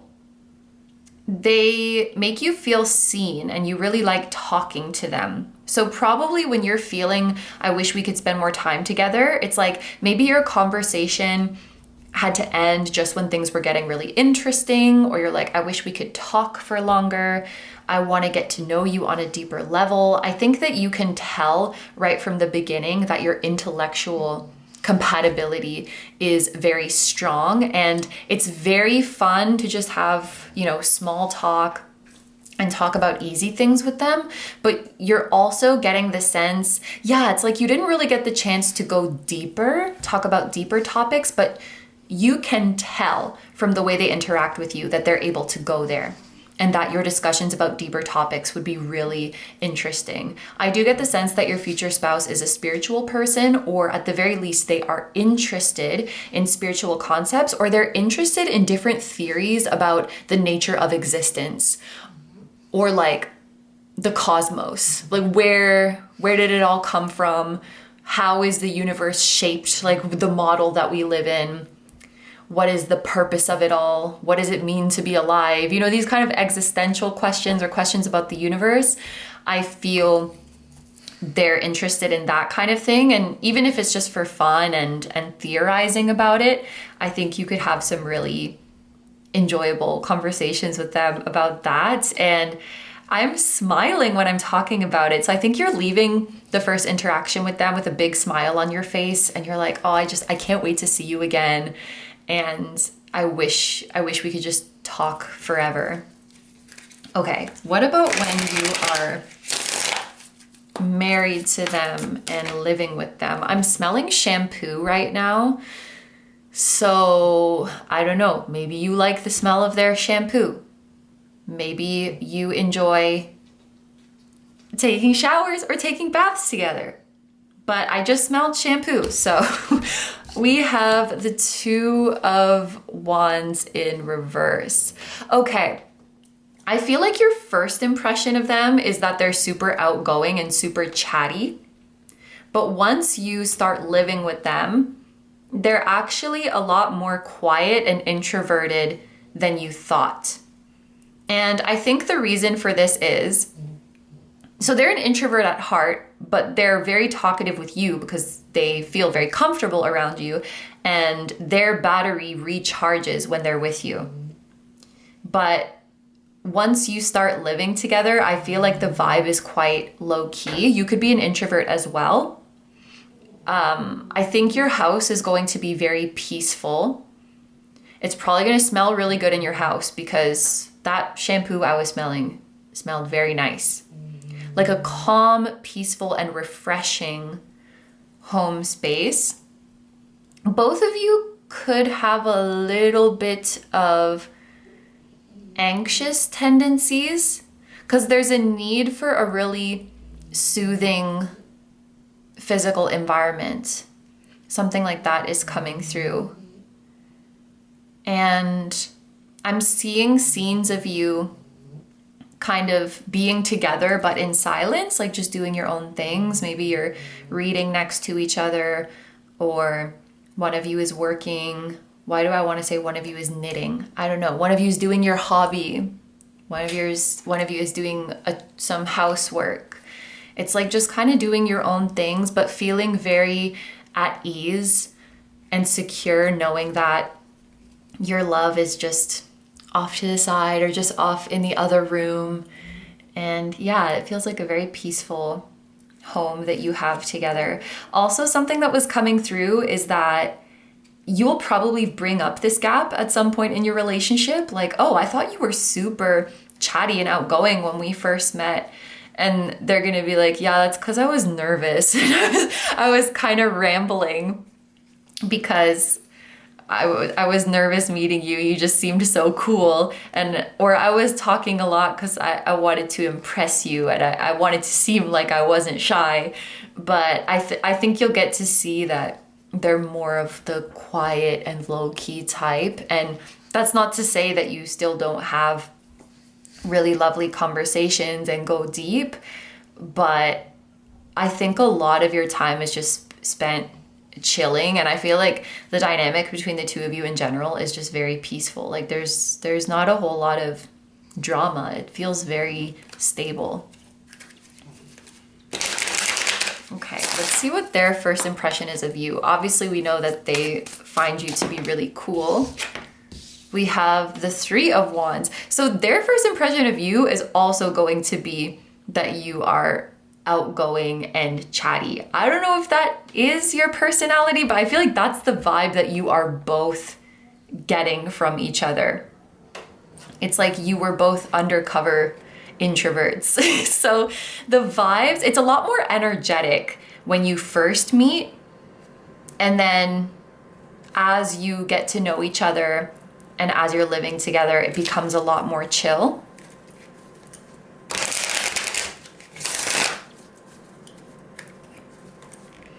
But with that being said, I do think that your presence brings them out of their shell. You do give them a little bit of a boost of outgoing energy or a boost of confident energy.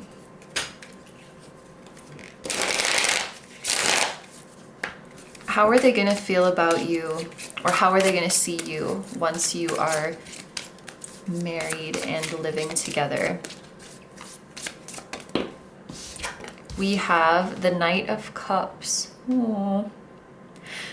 I feel like, oh my gosh, this is so sweet. So, you know, we sort of set this scene of you being at home together, quietly doing your own thing. And with the Knight of Cups, I saw this scenario again, but then I saw them every now and then just looking up from what they're doing and looking over at you. Maybe you notice them, maybe you also look up at them and your eyes meet, you kind of smile at each other and go back to doing your own thing. Or maybe you don't notice that they're looking up at you, but they're just kind of gazing at you and thinking like, oh my God, I'm so lucky. I'm so lucky that I have group 3. I'm so lucky to be living with them. I'm so lucky to be sharing my life with them. I'm so lucky to be married to them. Like what did I do to deserve this? So I think they feel this deep gratitude for you each and every day. And I feel like the Knight of Cups again confirms that the energy becomes more gentle, more peaceful, more chill as you get to know each other. I sense a lot of affection with this Knight of Cups as well. I think you're both constantly doing sweet things for each other every day, like leaving little gifts or little notes, or bringing each other each other's favorite things. For some reason, I'm seeing a crow. You know, like crows will bring you little gifts. If they like you, they'll be like, I brought you this trinket. Somehow I feel like that's kind of your dynamic together, and it's very cute. Like you're both very thoughtful towards each other, and always remember what the other likes. Or, you know, I remember you have that presentation tomorrow that you're nervous about, so I brought you your comfort food. Or, you know, oh, don't worry, you go rest up, I'll do the dishes because you need to sleep before your big day. Like, it just seems like you're both so thoughtful and affectionate towards each other, and it brings you a lot of joy to anticipate each other's needs and then be able to meet them. And I think, yeah, your first interaction is kind of rushed, but you both have this intuitive sense that, oh, we can go deeper, we can definitely bond on a deeper level. Even based on the more surface level interaction we had today, I feel like we're gonna connect on a deeper level. And as you get to know each other, that's just gonna prove more and more to be true. I think you end up really deeply attuned to each other's emotions. Sometimes I see with the Knight of Cups an empathic quality, even a clairsentient quality. So you could quite literally have a psychic connection and pick up on each other's emotions. Okay, with that being said, we're gonna get more details about your life together. Starting with your everyday stuff, the mundane day-to-day stuff. We have 2 cards coming out. The 7 of Coins in reverse and the Five of Wands in reverse. I'm taking the Five of Wands in reverse quite literally, in the sense that I feel like you guys don't really fight or argue. Because in the upright, this would literally talk about conflicts, arguments, butting heads, things like that. So I feel like the dynamic between you is relatively peaceful. And with the Seven of Coins in reverse here, what this tells me is that whenever some conflict does arise between the two of you, you can solve it very quickly. It seems like there's one or both of you who doesn't like to let negative emotions stew. You know, like if I'm feeling upset about something or something's weighing on me, I don't like to just sit with it. I have to express it. So, for example, you know, sometimes in relationships, like someone will be mad, but they're not saying that they're upset and just acting kind of off. And then their partner's like, "Are you okay?" And they're like, "I'm fine," but they're just holding it in. I feel like you guys can't do that. Because I mean, it's just so easy to read each other anyway that if you're not okay, it almost seems like you can't pretend that you're not okay. And of course, there might be times where you're not ready to talk about something, but I feel like even that would be talked about. Like, hey, I'm a little bit upset right now, but I'm still kind of working it out. I'm not quite ready to talk about it yet, but you know, this is what's going on with me right now. It seems like you at least like to keep each other in the know about what is going on in your inner world to the best of your ability, which doesn't leave a lot of room for assumptions or projecting. And I think that does keep conflicts to a minimum, or it keeps hard feelings to a minimum, at the least I could say. And yeah, it does seem like you are good at addressing conflicts directly, and this might be something, it could happen throughout the relationship, but maybe especially at the beginning when I was thinking like when you first start living together, you just have to like work out certain things. There may be certain things that trigger each other's insecurities, even though that was not your intention at all.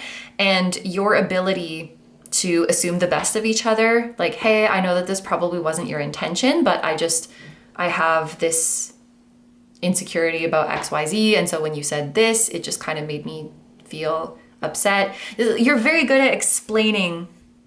Yeah, you're very good at explaining what's going on in your inner world and resolving things before it escalates. So it's like A+ communication and conflict resolution.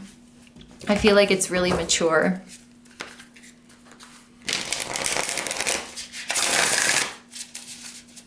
And also I feel like there's a sort of proactive energy to this as well. You could very well have an in-depth conversation before you get into a relationship to understand like what do you see for yourself long-term in the future? What are your boundaries? What are your deal breakers? Like it seems like you're just very open with all of that.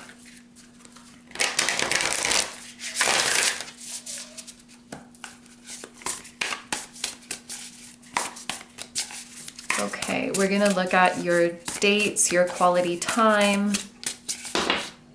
We have the Hierophant in reverse.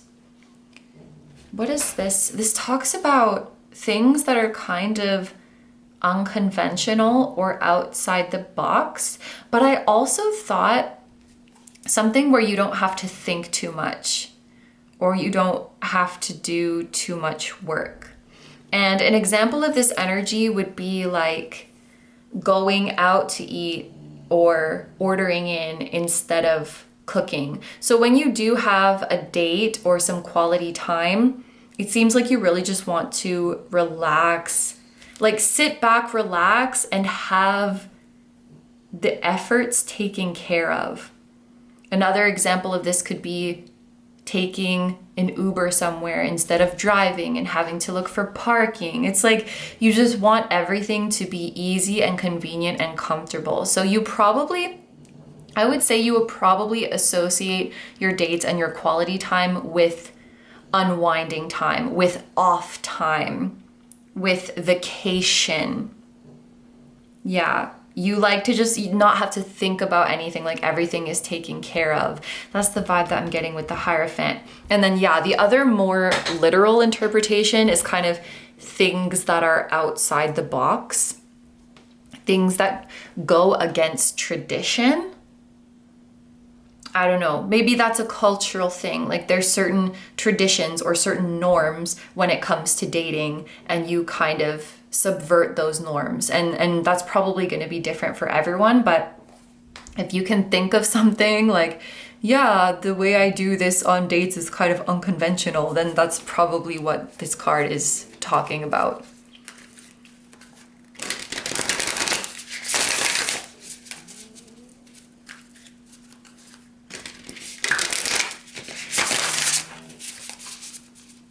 It could even be something like splitting the bill. Like instead of, if there's a man in your relationship, like splitting the bill instead of the man paying. Like I'm just thinking of what the quote unquote norms are.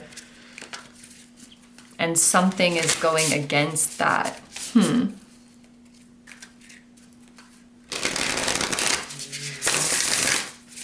You could even do something kind of fun. Like I'm imagining, you know, that thing where you like throw a dart at a world map and you're like, okay, I guess we're going here, wherever the dart lands. There could be some way that you incorporate spontaneity or a random energy to the things that you do together.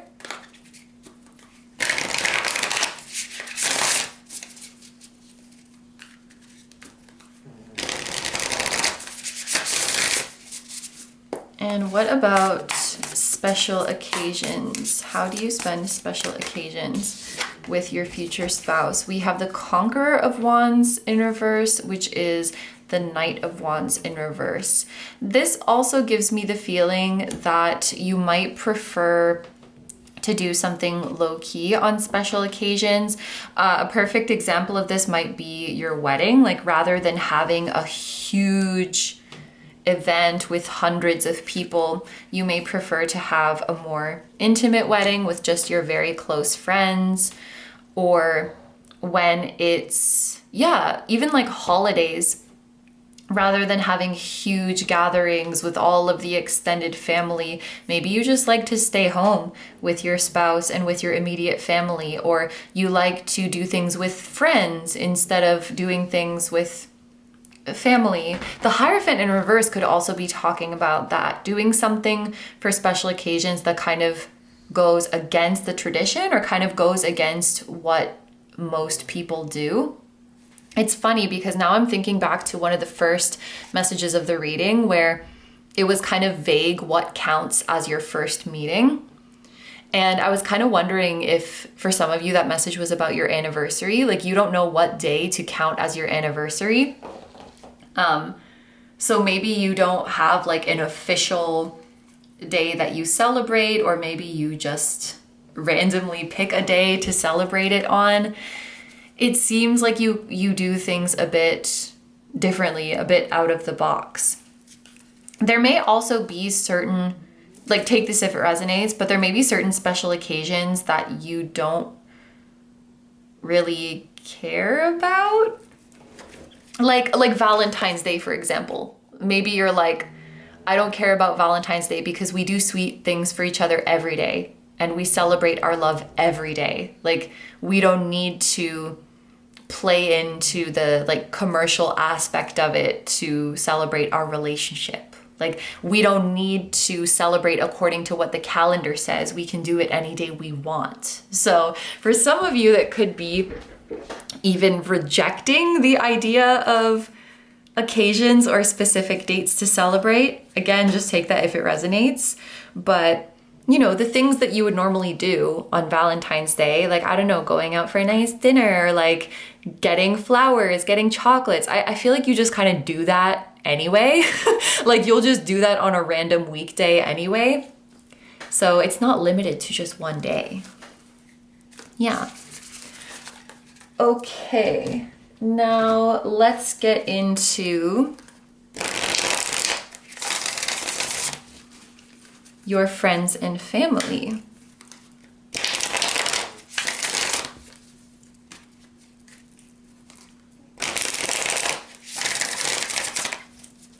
By the way, no, yeah, this is the Knight, because the King is the ruler. I'm pretty sure. I don't know.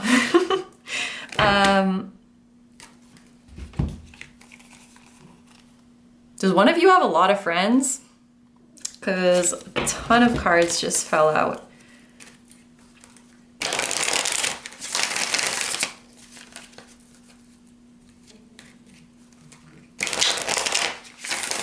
Either you have a lot of friends or you're just really well liked and respected in your community. Even if you had just a few close friends and a lot of acquaintances, I feel like all of those acquaintances really like you. And you probably have a lot of acquaintances who wish they were closer friends with you. A lot of people's impression of you, it's the same as your spouse's first impression of you, which is that you're super cool. You're super cool and they want to impress you. And I think a lot of people low-key feel that way about you.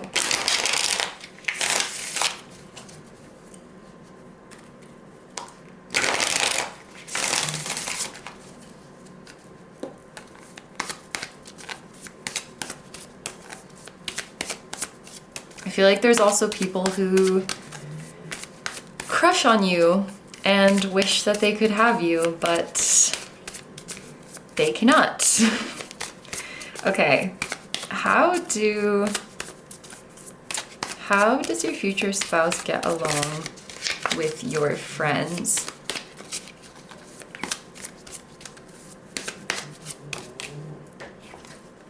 We have the Three of Pentacles. Oh, interesting. This person could be like a coworker or a collaborator of one of your friends. And that might actually be how you guys meet. Because Three of Pentacles is definitely work energy or collaboration energy. And three cards, like Three of Pentacles, Three of Cups in relationship readings, I do sometimes read as, you know, meeting your person because someone you mutually know introduced you. So it could very well be that this is like your friend's coworker or someone your friend has collaborated with, or maybe I'm gonna confuse myself. Your coworker or someone you collaborate with is friends with this person. Because there's some overlap between your friendships and work relationships and your future spouse. They're linked. You're linked through their career or you're linked through your career, and like you have some mutual friends or collaborators. That's the vibe that I'm getting. You could even be in the same field as this person. So seems like they already get along and already know each other. This is giving me the feeling that you could collaborate with your spouse. Maybe you'll have a business together or you'll make something together. And that could even be like you and them and your friends. Okay.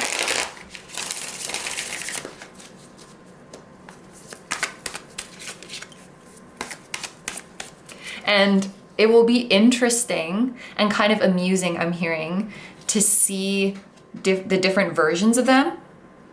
Because there's like who they are when they're just with you.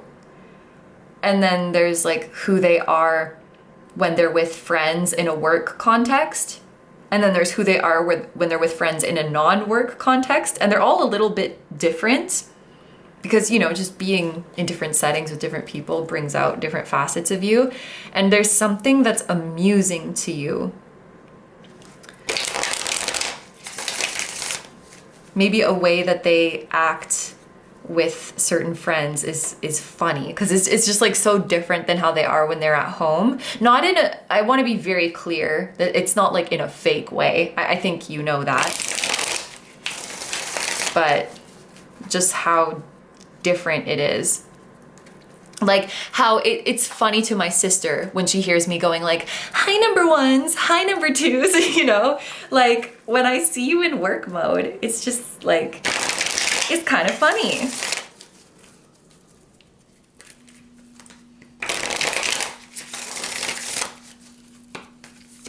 Oh, okay, so we have how did they get along with your family? And that came out really quickly. And we have the High Priestess. Interesting, because the way it came out so quickly, I felt like they're gonna meet your family pretty early on and could even be in the same soul group. Yeah, I feel like you're all in the same soul group, honestly. Like you, your spouse, your family, your friends. Yeah, you're all in the same soul group.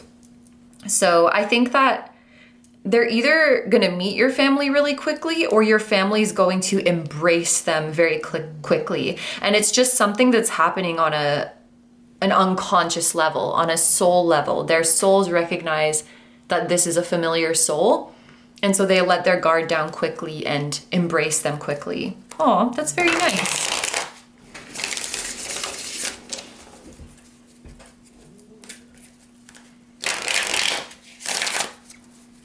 If you have a family member who's kind of hard to read or hard to please, even they are going to like your spouse, and that's going to mean a lot, I think.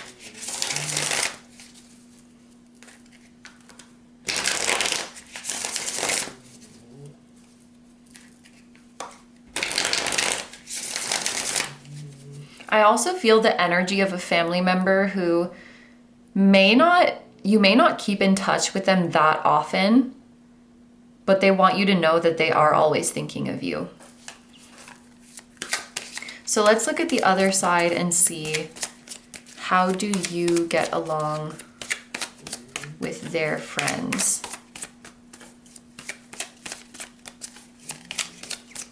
How do you get along with their friends?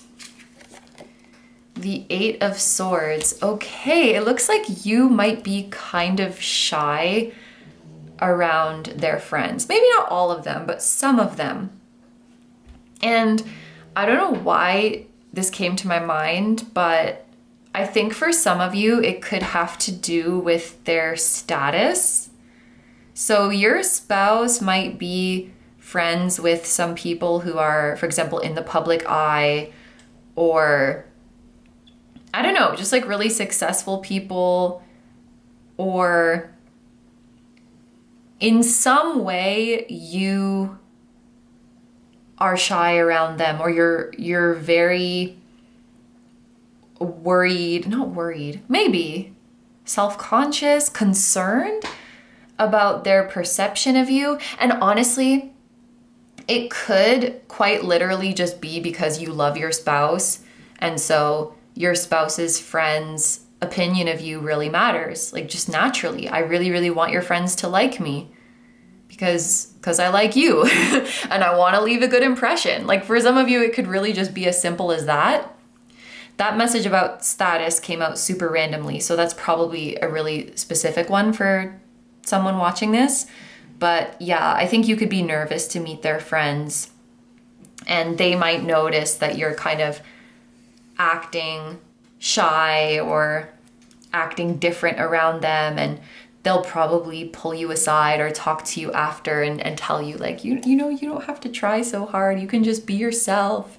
Like they'll love you just as you are. But yeah, the Eight of Swords shows the energy of someone who is kind of holding back or getting stuck in their head. So I think you'll be nervous, but there's really nothing to worry about. You know, like I said, everybody thinks you're really cool, group 3, so you just have to be yourself. And how will you get along with their family.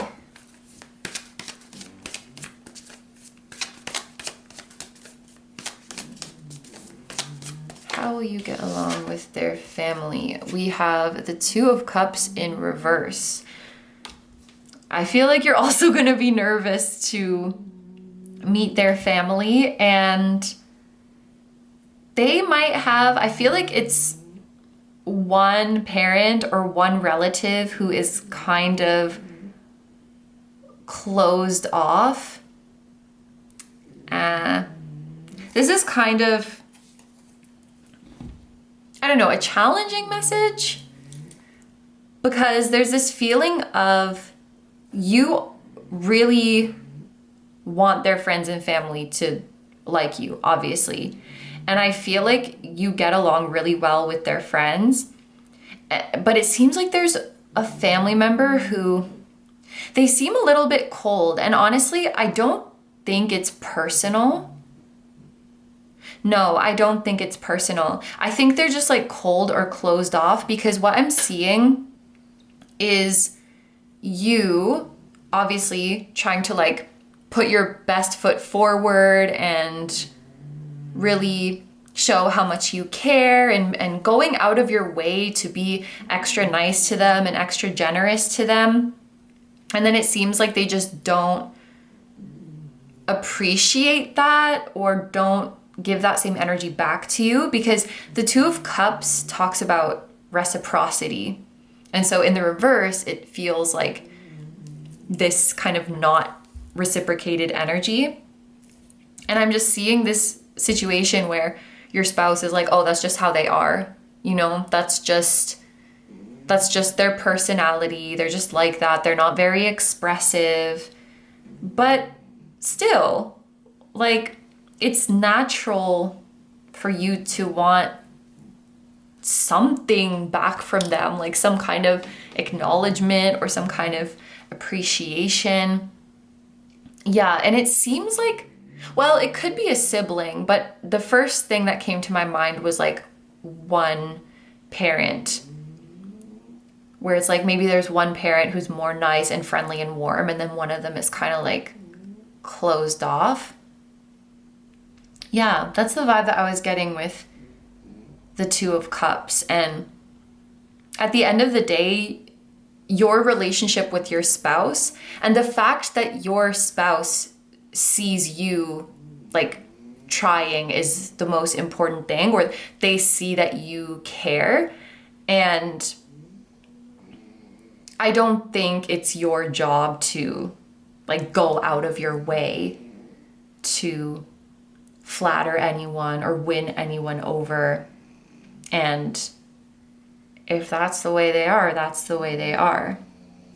But I think all of this is just a testament to how much you love your spouse. Like, it doesn't really seem like a people-pleasing thing. It just seems more like my spouse is so important to me. And so the people who are important to them are also important to me. And so I'm going to be generous to them, and I'm going to give my energy freely to them. But there may be someone who you can't really do that with, and there's maybe advice to just protect your energy and focus on the connections that give back to you. I think you're going to have a really wonderful time with each other's friends and with your own family, and probably most of their family too, honestly. And maybe the point of this message is to like not focus on the one person who's closed off, and see how much love and positive connection is around you, and know that that's what matters to your spouse as well.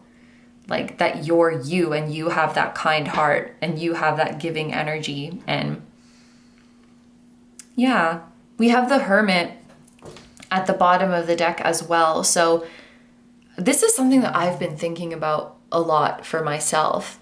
Like, at the end of the day, it's not about what happens, it's about who you are.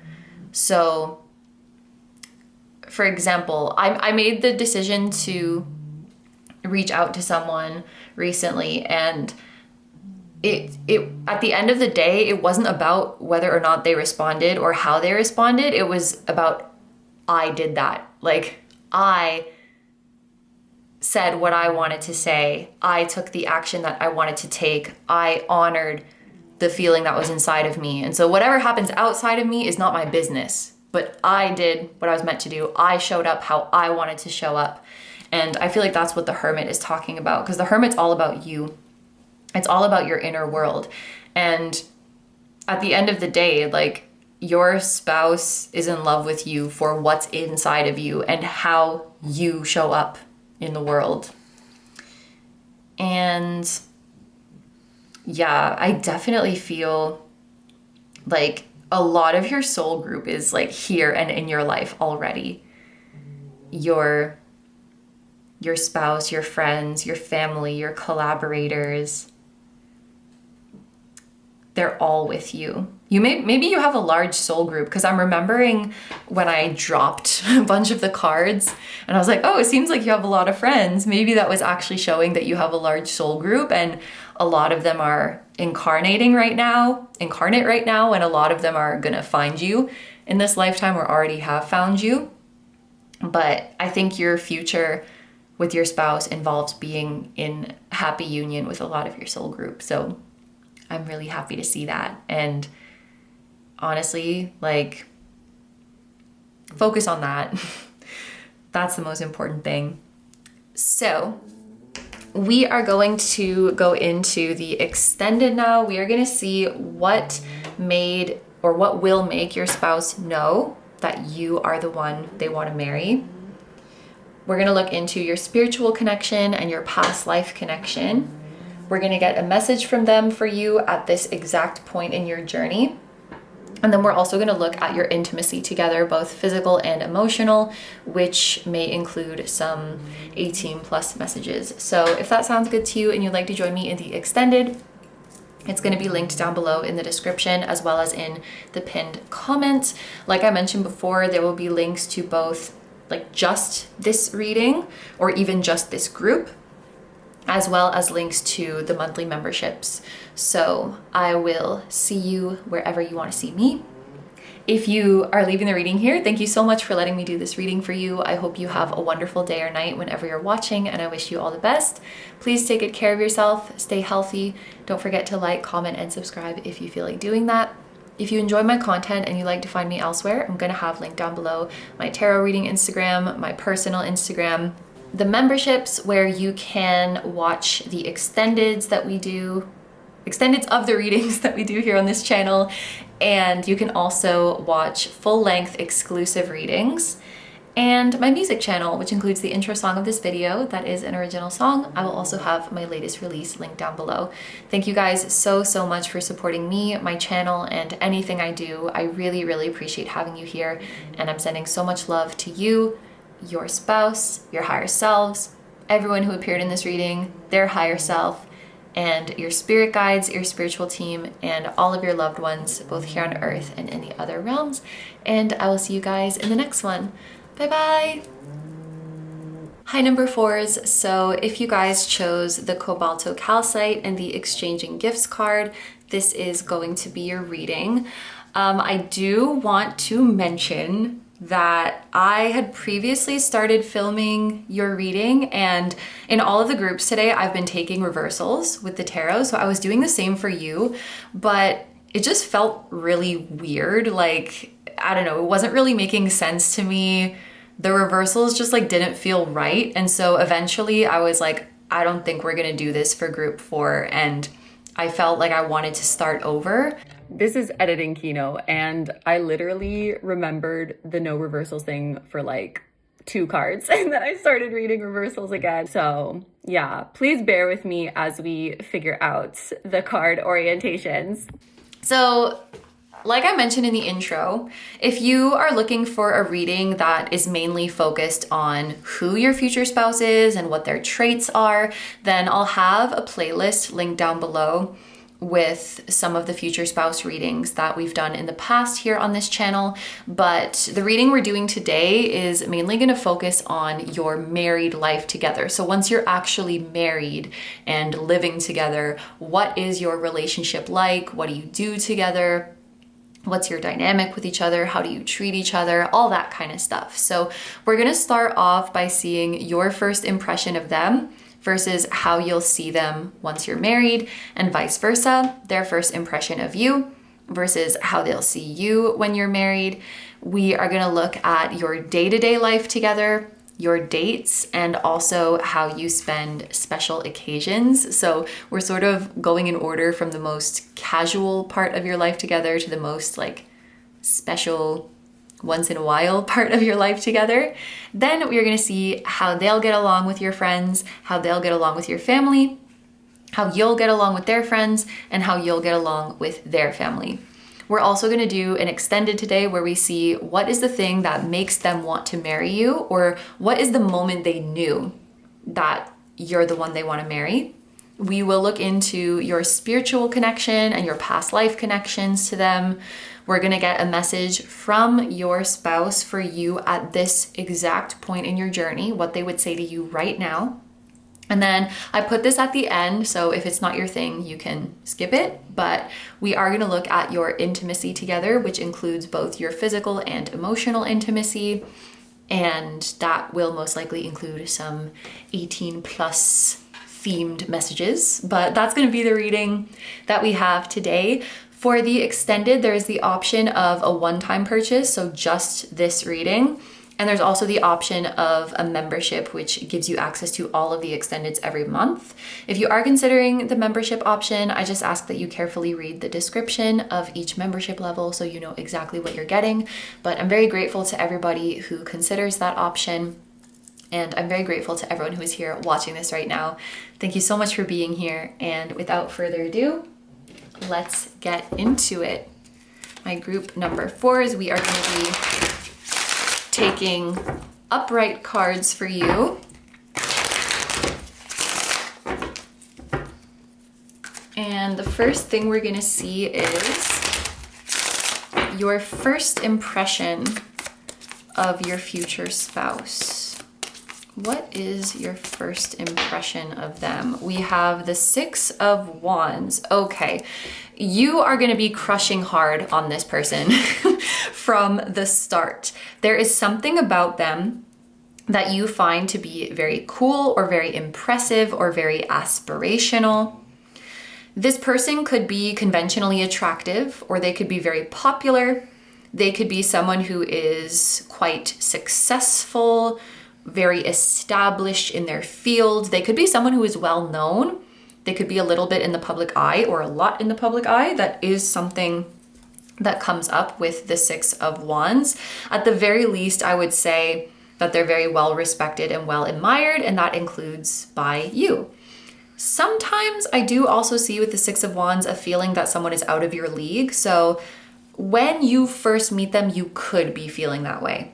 Like, oh my gosh, this person is so cool. I don't know if they're interested in me. Maybe they're out of my league. But yeah, you are definitely crushing on them.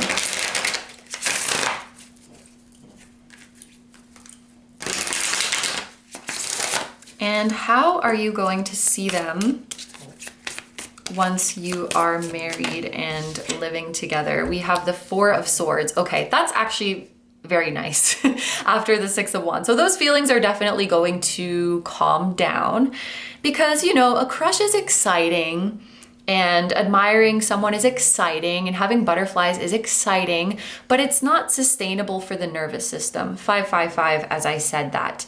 And definitely the feeling of them being out of your league is going to subside. I wasn't sure if I was going to say this because I didn't know who was going to resonate with it, but with the 6 of Wands here, it is possible that when you first meet, you're kind of putting them on a pedestal. You're kind of maybe even intimidated by them or comparing yourself to them.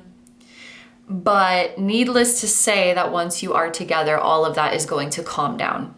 And it's just going to be very peaceful. You're still very proud of them. Don't get me wrong. You're still very proud of them and you still look up to them. But I feel like that nervousness is gone of like, oh my gosh, they're so cool and putting them on a pedestal. You're like, oh, you're just my buddy, you're just my pal.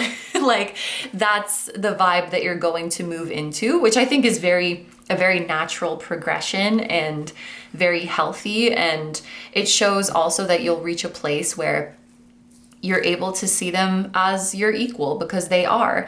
I am noticing that the Roman numerals are mirroring, because like we have 6 and 4, so it's VIIV.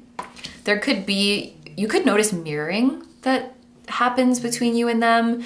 You could notice synchronicity after you meet them, synchronicities and signs kind of following you around. The number 6 and 4 could be significant. Also, if you're into astrology, something about a sextile, like maybe your sun signs are sextiling each other, or your Venus signs are sextiling each other, which just means they're 2 signs apart from each other. And what about vice versa? What is their first impression going to be of you? We have the 7 of Swords in reverse. So their first impression of you is going to be that you are a very genuine person.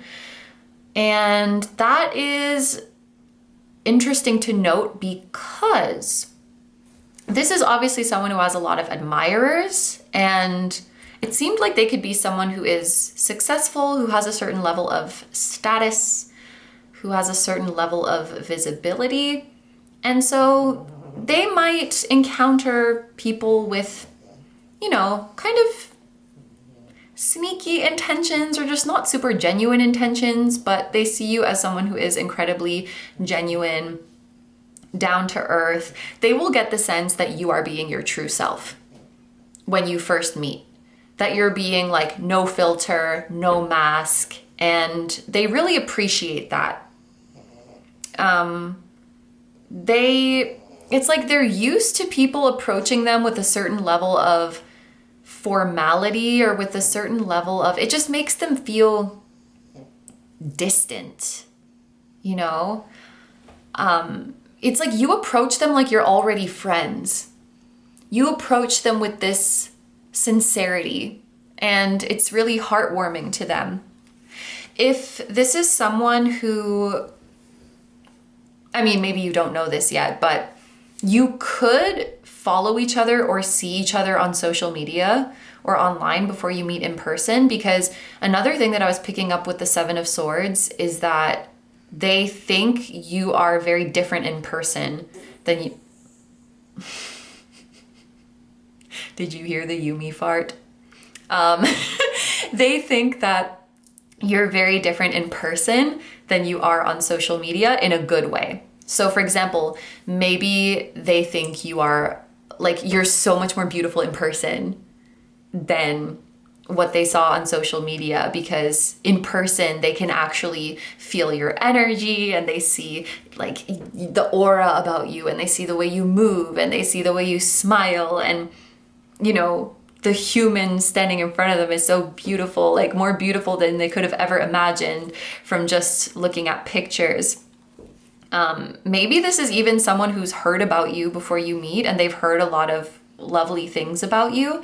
But yeah, I think the biggest thing is that you come across as genuine, sincere, down to earth, and like you don't have any weird intentions. And there's something about this person or what they do that they do tend to deal with people with weird intentions, or even just like people who don't really see them for who they are.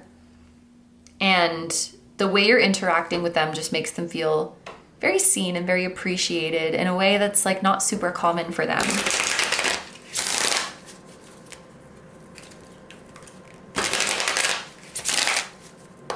How will they see you once you are married? Oh, I forgot. I said we weren't going to take reversals, and then I took one. Well, whatever. That was meant to be reversed. Let's just see how we feel, honestly.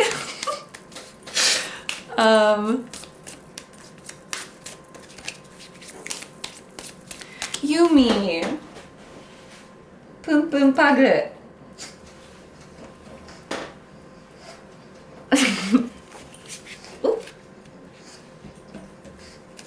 She has arisen from her slumber. She probably wants dinner soon.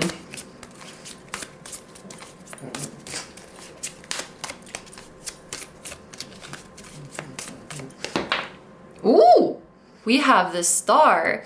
I kind of love that it flew towards the candle because this is a star candle. This is ASO's candle inspired by the star.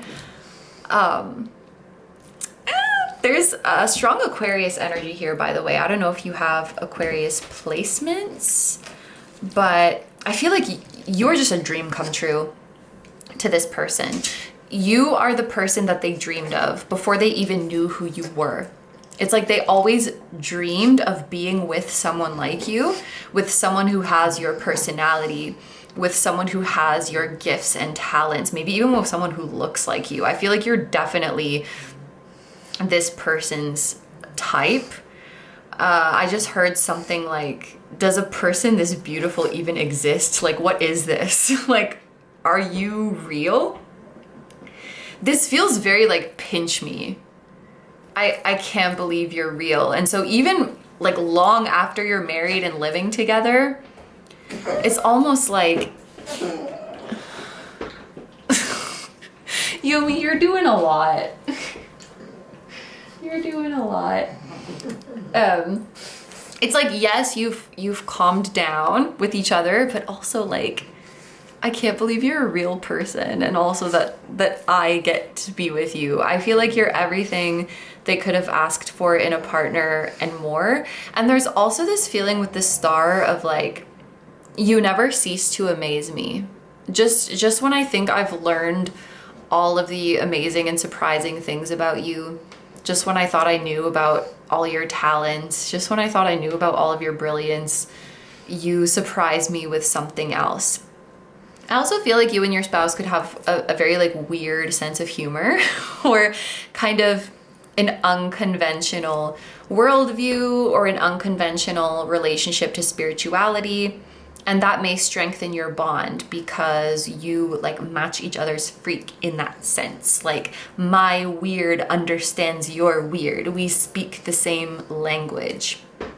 Yeah, I feel like you will have a lot of inside jokes and like made up words. I'm just thinking my partner and I have a lot of made up words and like dumb jokes, and this energy is just reminding me of that. And yeah, I really like that there's this nude person on the star card and they're pouring out the jugs of water, because I feel like the water represents love and emotion, and the way it's pouring out, it's being given freely. The nudity feels like being seen for who you truly are, and that's something that your spouse has really craved. I want to say all their life they've craved to just be seen for who they truly are, and to meet someone who can do that, who can see them and love them as they are, and then also just be such an amazing person on top of that. I just think sometimes it feels too good to be true. And I also think that they might refer to you as a star. Like, you're a star, you're brilliant, you shine so bright. I feel like both of you are very talented and very gifted. And that's probably why you were drawn to the exchanging gifts card. But let's see some more details about your life together. Starting with your daily life. Okay, now I'm confused because we got the Chariot in reverse. And I said I wasn't gonna take them for your group, but then I did. Let's go ahead and pull them and see how we feel. For your dates, we have the 5 of Coins in reverse and the 5 of Swords in reverse. Yeah, these are staying in the reverse. Maybe group number 4, maybe I was just supposed to restart your reading and my guides used the reversal cards of that reading to confuse me. So I restarted it, but I don't know, everything is making a lot more sense now. tarot readers out there, does that happen to you too, where you're pulling cards and you're like, nah, I gotta start over. I gotta pull them over because this doesn't make any sense. Like, I'm getting nothing from this. Maybe for some of you, it's time to start something from scratch and not hold on to something just because you've made a certain amount of progress with it. To not be so afraid of quote unquote wasting time or quote unquote wasting effort that you're actually holding on to a work in progress that's not serving you. Some of you gotta just rip off the band-aid, I'm hearing, and start over.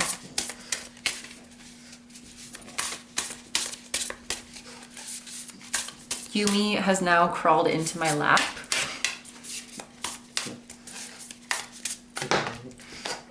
We have the Ace of Cups in reverse. Okay, so starting with your daily life, we have the Chariot in reverse. So this is telling me that you and your future spouse live a slow life together, which now this Four of Swords makes a lot of sense because it means that you feel relaxed and at peace when you're with your spouse, that the lifestyle you live is like low stress, low pressure. I'm getting the sense that both of you had an era in your life where you worked really, really hard, and now you've created enough security for yourself that you can slow down a bit.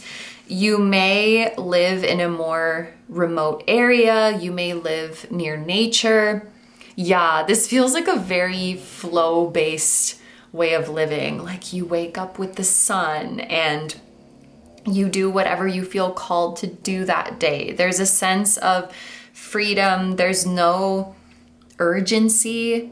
Yeah, you can just really live a slow life together. When it comes to your dates, I feel like you and your spouse have a lot in common. You may joke sometimes that you like share the same brain or you're of the same mind, because it's like your sense of humor and the way you match each other's energy is kind of uncanny. You may finish each other's sentences or know what the other person is going to say before they say it. I'm thinking of, sometimes you'll see those videos on YouTube of, it's like couples getting tested of how well they know each other. And so the person has to write what they think their partner is going to answer, and then they reveal it and see if they were correct. I feel like you and your spouse would ace that to the point that it's kind of uncanny. It's like word for word, you know what they're going to say, to the point that it's like, are you communicating telepathically? Do you share a brain? Do you share brain cells? Because what is going on? So you just vibe together so well mentally. And I think that you have a lot of the same interests. And that might be one of the things that you bond over at first, is sharing similar interests and even having the same like very niche interests. And I would bet even if you compare your life journeys, oh, interesting. I'm hearing that, and I don't know what this has to do with your dates, but it's just coming through right now. Like the age that certain things happened in your life. I had this major milestone when I was 20, and then I had this really devastating moment when I was 25. I feel like if you compare those things, it will be spookily similar. You may, again, if you're into astrology, you may find synchronicities in your birth charts that are spookily similar. But all of this to say, I feel like hanging out just feels so effortless, and going out together, planning dates, planning what you want to do. It feels so effortless because I feel like you tend to want to do the same things at the same time. I don't know how to explain it. It's like you're on the same energetic wave. You have the same rhythms. Like you might just naturally wake up around the same time, or when you're feeling really motivated, they're feeling really motivated. When you're feeling like you want to just chill, they're also feeling like they want to just chill. It just makes planning your life and planning your outings and planning what you want to do really easy. And something else that's coming through is that you both have the same financial habits. You have the same spending habits. Oh no, I'm hearing some of you being like, that's not good. But no, it's good because it means that you will not argue. Maybe it's like you have the same values around money, or you have the same values around material things. You like view it in the same way. And I also feel like you have the same views around spirituality, and you have the same like future plans. There's 2 number 5s here. So there could be something about like a 5-year plan or 5 years into the future where you see yourselves matches up really well. And I don't know how to explain this energy, but it's just like you move in sync with one another. People might joke that you are like the same person. That's how it's coming through. So when it comes to your dates, okay, to bring it back to the dates, I feel like you'll probably have dates doing exactly what you like to do and exactly what you do already. So I don't know, let's say you're a runner. You will probably enjoy running together, or you love watching movies, you love watching your shows. You will be really happy to do that together. It's like what you like to do is already the same. So it's like, what are we gonna do when we have quality time? Well, we're gonna do the shit that we like to do, but we're gonna do it together. Like that's the vibe that I'm getting from these 2 cards. Then we have the Ace of Cups in reverse for special occasions. And this is kind of a bittersweet message, but I do think that it's one of healing. One or both of you could have a negative relationship with special occasions in general, or a negative relationship with a specific special occasion. For example, maybe one of you doesn't like to celebrate your birthday for certain reasons. Or like, I don't know, I got cheated on New Year's Eve. I don't really care anymore, but I was pissed at the time. So if I had a bad relationship with New Year's Eve for a while, I feel like that would be very understandable. So, you know, maybe it's like something that happened in the past, or just growing up, it was never really a nice time to celebrate certain things. So that might be the case for one or both of you. And I could kind of see this going in 2 different ways. It might be like, okay, if this is something that doesn't resonate with you, if this is something that makes you feel bad, like we don't have to celebrate it, or we can celebrate it in a different way.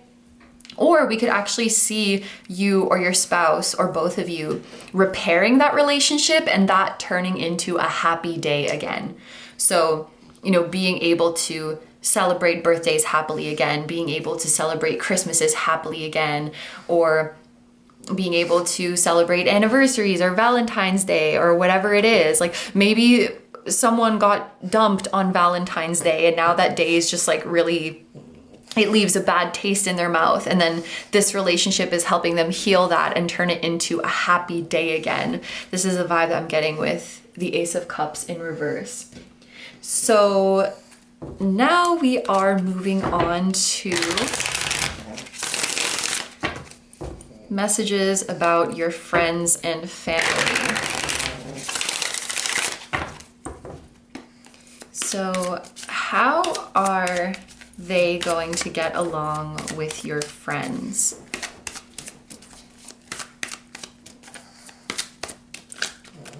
How are they going to get along with your friends? We have the Magician in reverse. So I feel like they're actually going to be shy meeting your friends, and this is going to kind of surprise you. What this tells me is that I think the timing that they meet your friends, you're still kind of in the phase of crushing on them and putting them on a pedestal and stuff. So maybe it's like when you first start dating and you're still kind of like, oh my God, my person. Like you're still crushing. You still feel a little bit nervous and intimidated around them. Or it could even be before you start dating. But I feel like you're still in the stage of crushing hard on them, and you are kind of expecting them to be like super charming and super cool, and then they may actually be kind of shy or awkward or bashful. The Magician in reverse, I don't know, it's giving me kind of awkward energy, like someone who doesn't know what to say, because it's Mercury energy reversed. Someone who's being kind of quiet, someone who's holding back a little bit. And maybe that's actually the moment that you realize, like, aw, you're just a little squishy potato. Like, I don't have to be intimidated by you. You get shy too, and sometimes you don't know the best thing to say too. And maybe at the end of the day, it's actually a nice moment to break the ice and to kind of take your person off a pedestal. I feel like you feel like you're the one who should be nervous around them and trying to impress them. But then when they meet your friends, it's like they're feeling nervous, they're trying to impress them, they're feeling shy. And I guess it's kind of this moment of like, oh, you're not like a crush on a pedestal, you're just a person. Like I said before, you're just my buddy, you're just my pal. I feel like this is the moment maybe where you feel like equals, and you feel like we're all just trying our best. And I do think it's going to be really endearing to see them and your friends, you know, in that shy stage of getting to know each other and trying to make a good impression on each other. And once the ice is broken, I think you'll have a lot of laughter, a lot of jokes. You must have a friend group that has a great sense of humor, because I feel like you have a great sense of humor too. What about your family? How are they gonna get along with your family?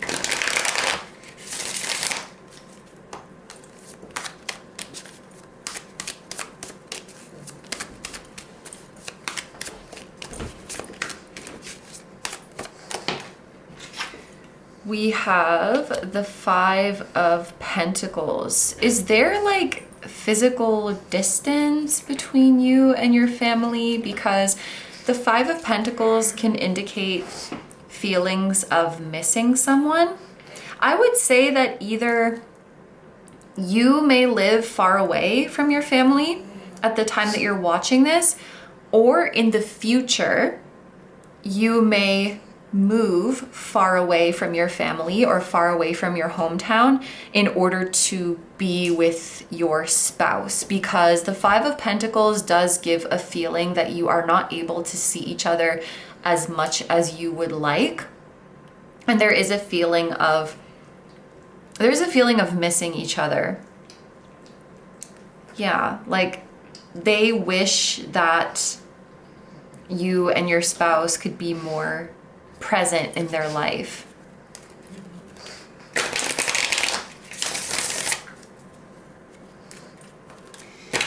How are you going to get along with their friends?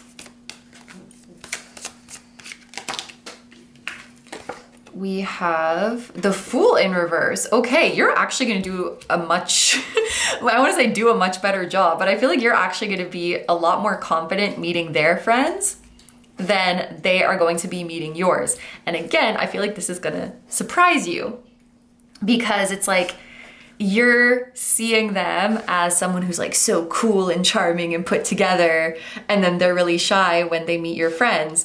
And then you are seeing yourself as someone who's like shy and awkward, and then you meet their friends and you're a hoot and you're the life of the party and everybody loves you. So, I mean, you're both getting along with each other's friends. Like, don't get me wrong. You're both having a great time with each other's friends, but I think that, and you'll probably even think this yourself, like, damn, I made a really good impression. Like, I can see you guys in the car, like driving home, and you're like, your friends love me. Like, they were laughing at all of my jokes. You maybe went into the meeting with their friends worried that, oh, I'm gonna say something dumb, I'm gonna embarrass myself, or I'm gonna make a bad impression. No, you're gonna nail it. You're gonna knock it out of the park. They're gonna be, here, group number 4 spouse. Group number 4 is a keeper. You should marry them tomorrow. Like, they are gonna love you. Yeah, definitely. I also think like they're really gonna appreciate your humor and also your intelligence. There's a certain, this is a very specific message, but it's like there's a certain topic that you can talk about at length, and that's really gonna impress them, just how deep your knowledge is. It could even be that you're knowledgeable on a wide variety of topics. So it's like wherever the conversation goes, you can keep up and you can provide some kind of insightful opinion. This is also really specific, but for those of you who are readers, like if you do tarot readings, birth chart readings, something like that, you might break out your cards and like do readings for people, and they could be really, really impressed by that. Or you're doing crazy shit like guessing people's signs and they're like, how did you know that? But yeah, you're definitely going to impress them with your knowledge or your ability to converse and just your intelligence.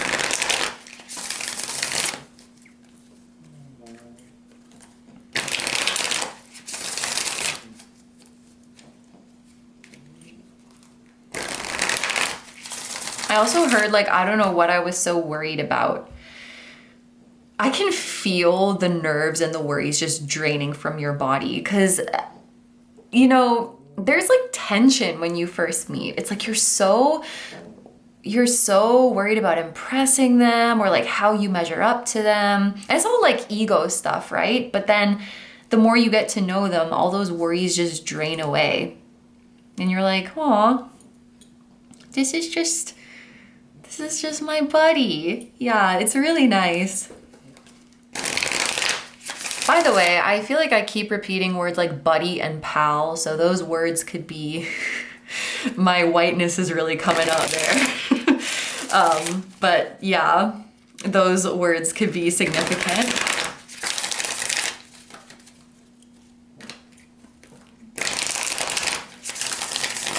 You're on thin ice, pal.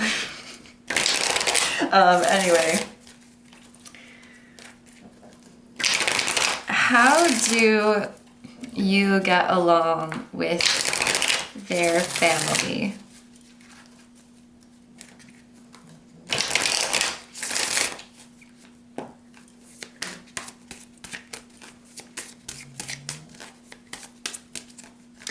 I'm just looking at this 5 of Pentacles again, and for those of you who have a family member on the other side, you may receive signs from them, like before you meet your spouse or shortly after you meet your spouse, almost as if they're giving you confirmation.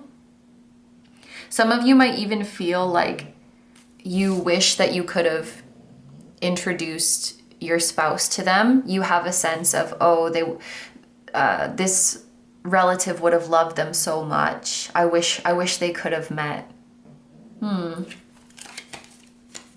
Yeah, this 5 of Pentacles feels, it's like sadness from not being able to connect as much as you want, or physical distance.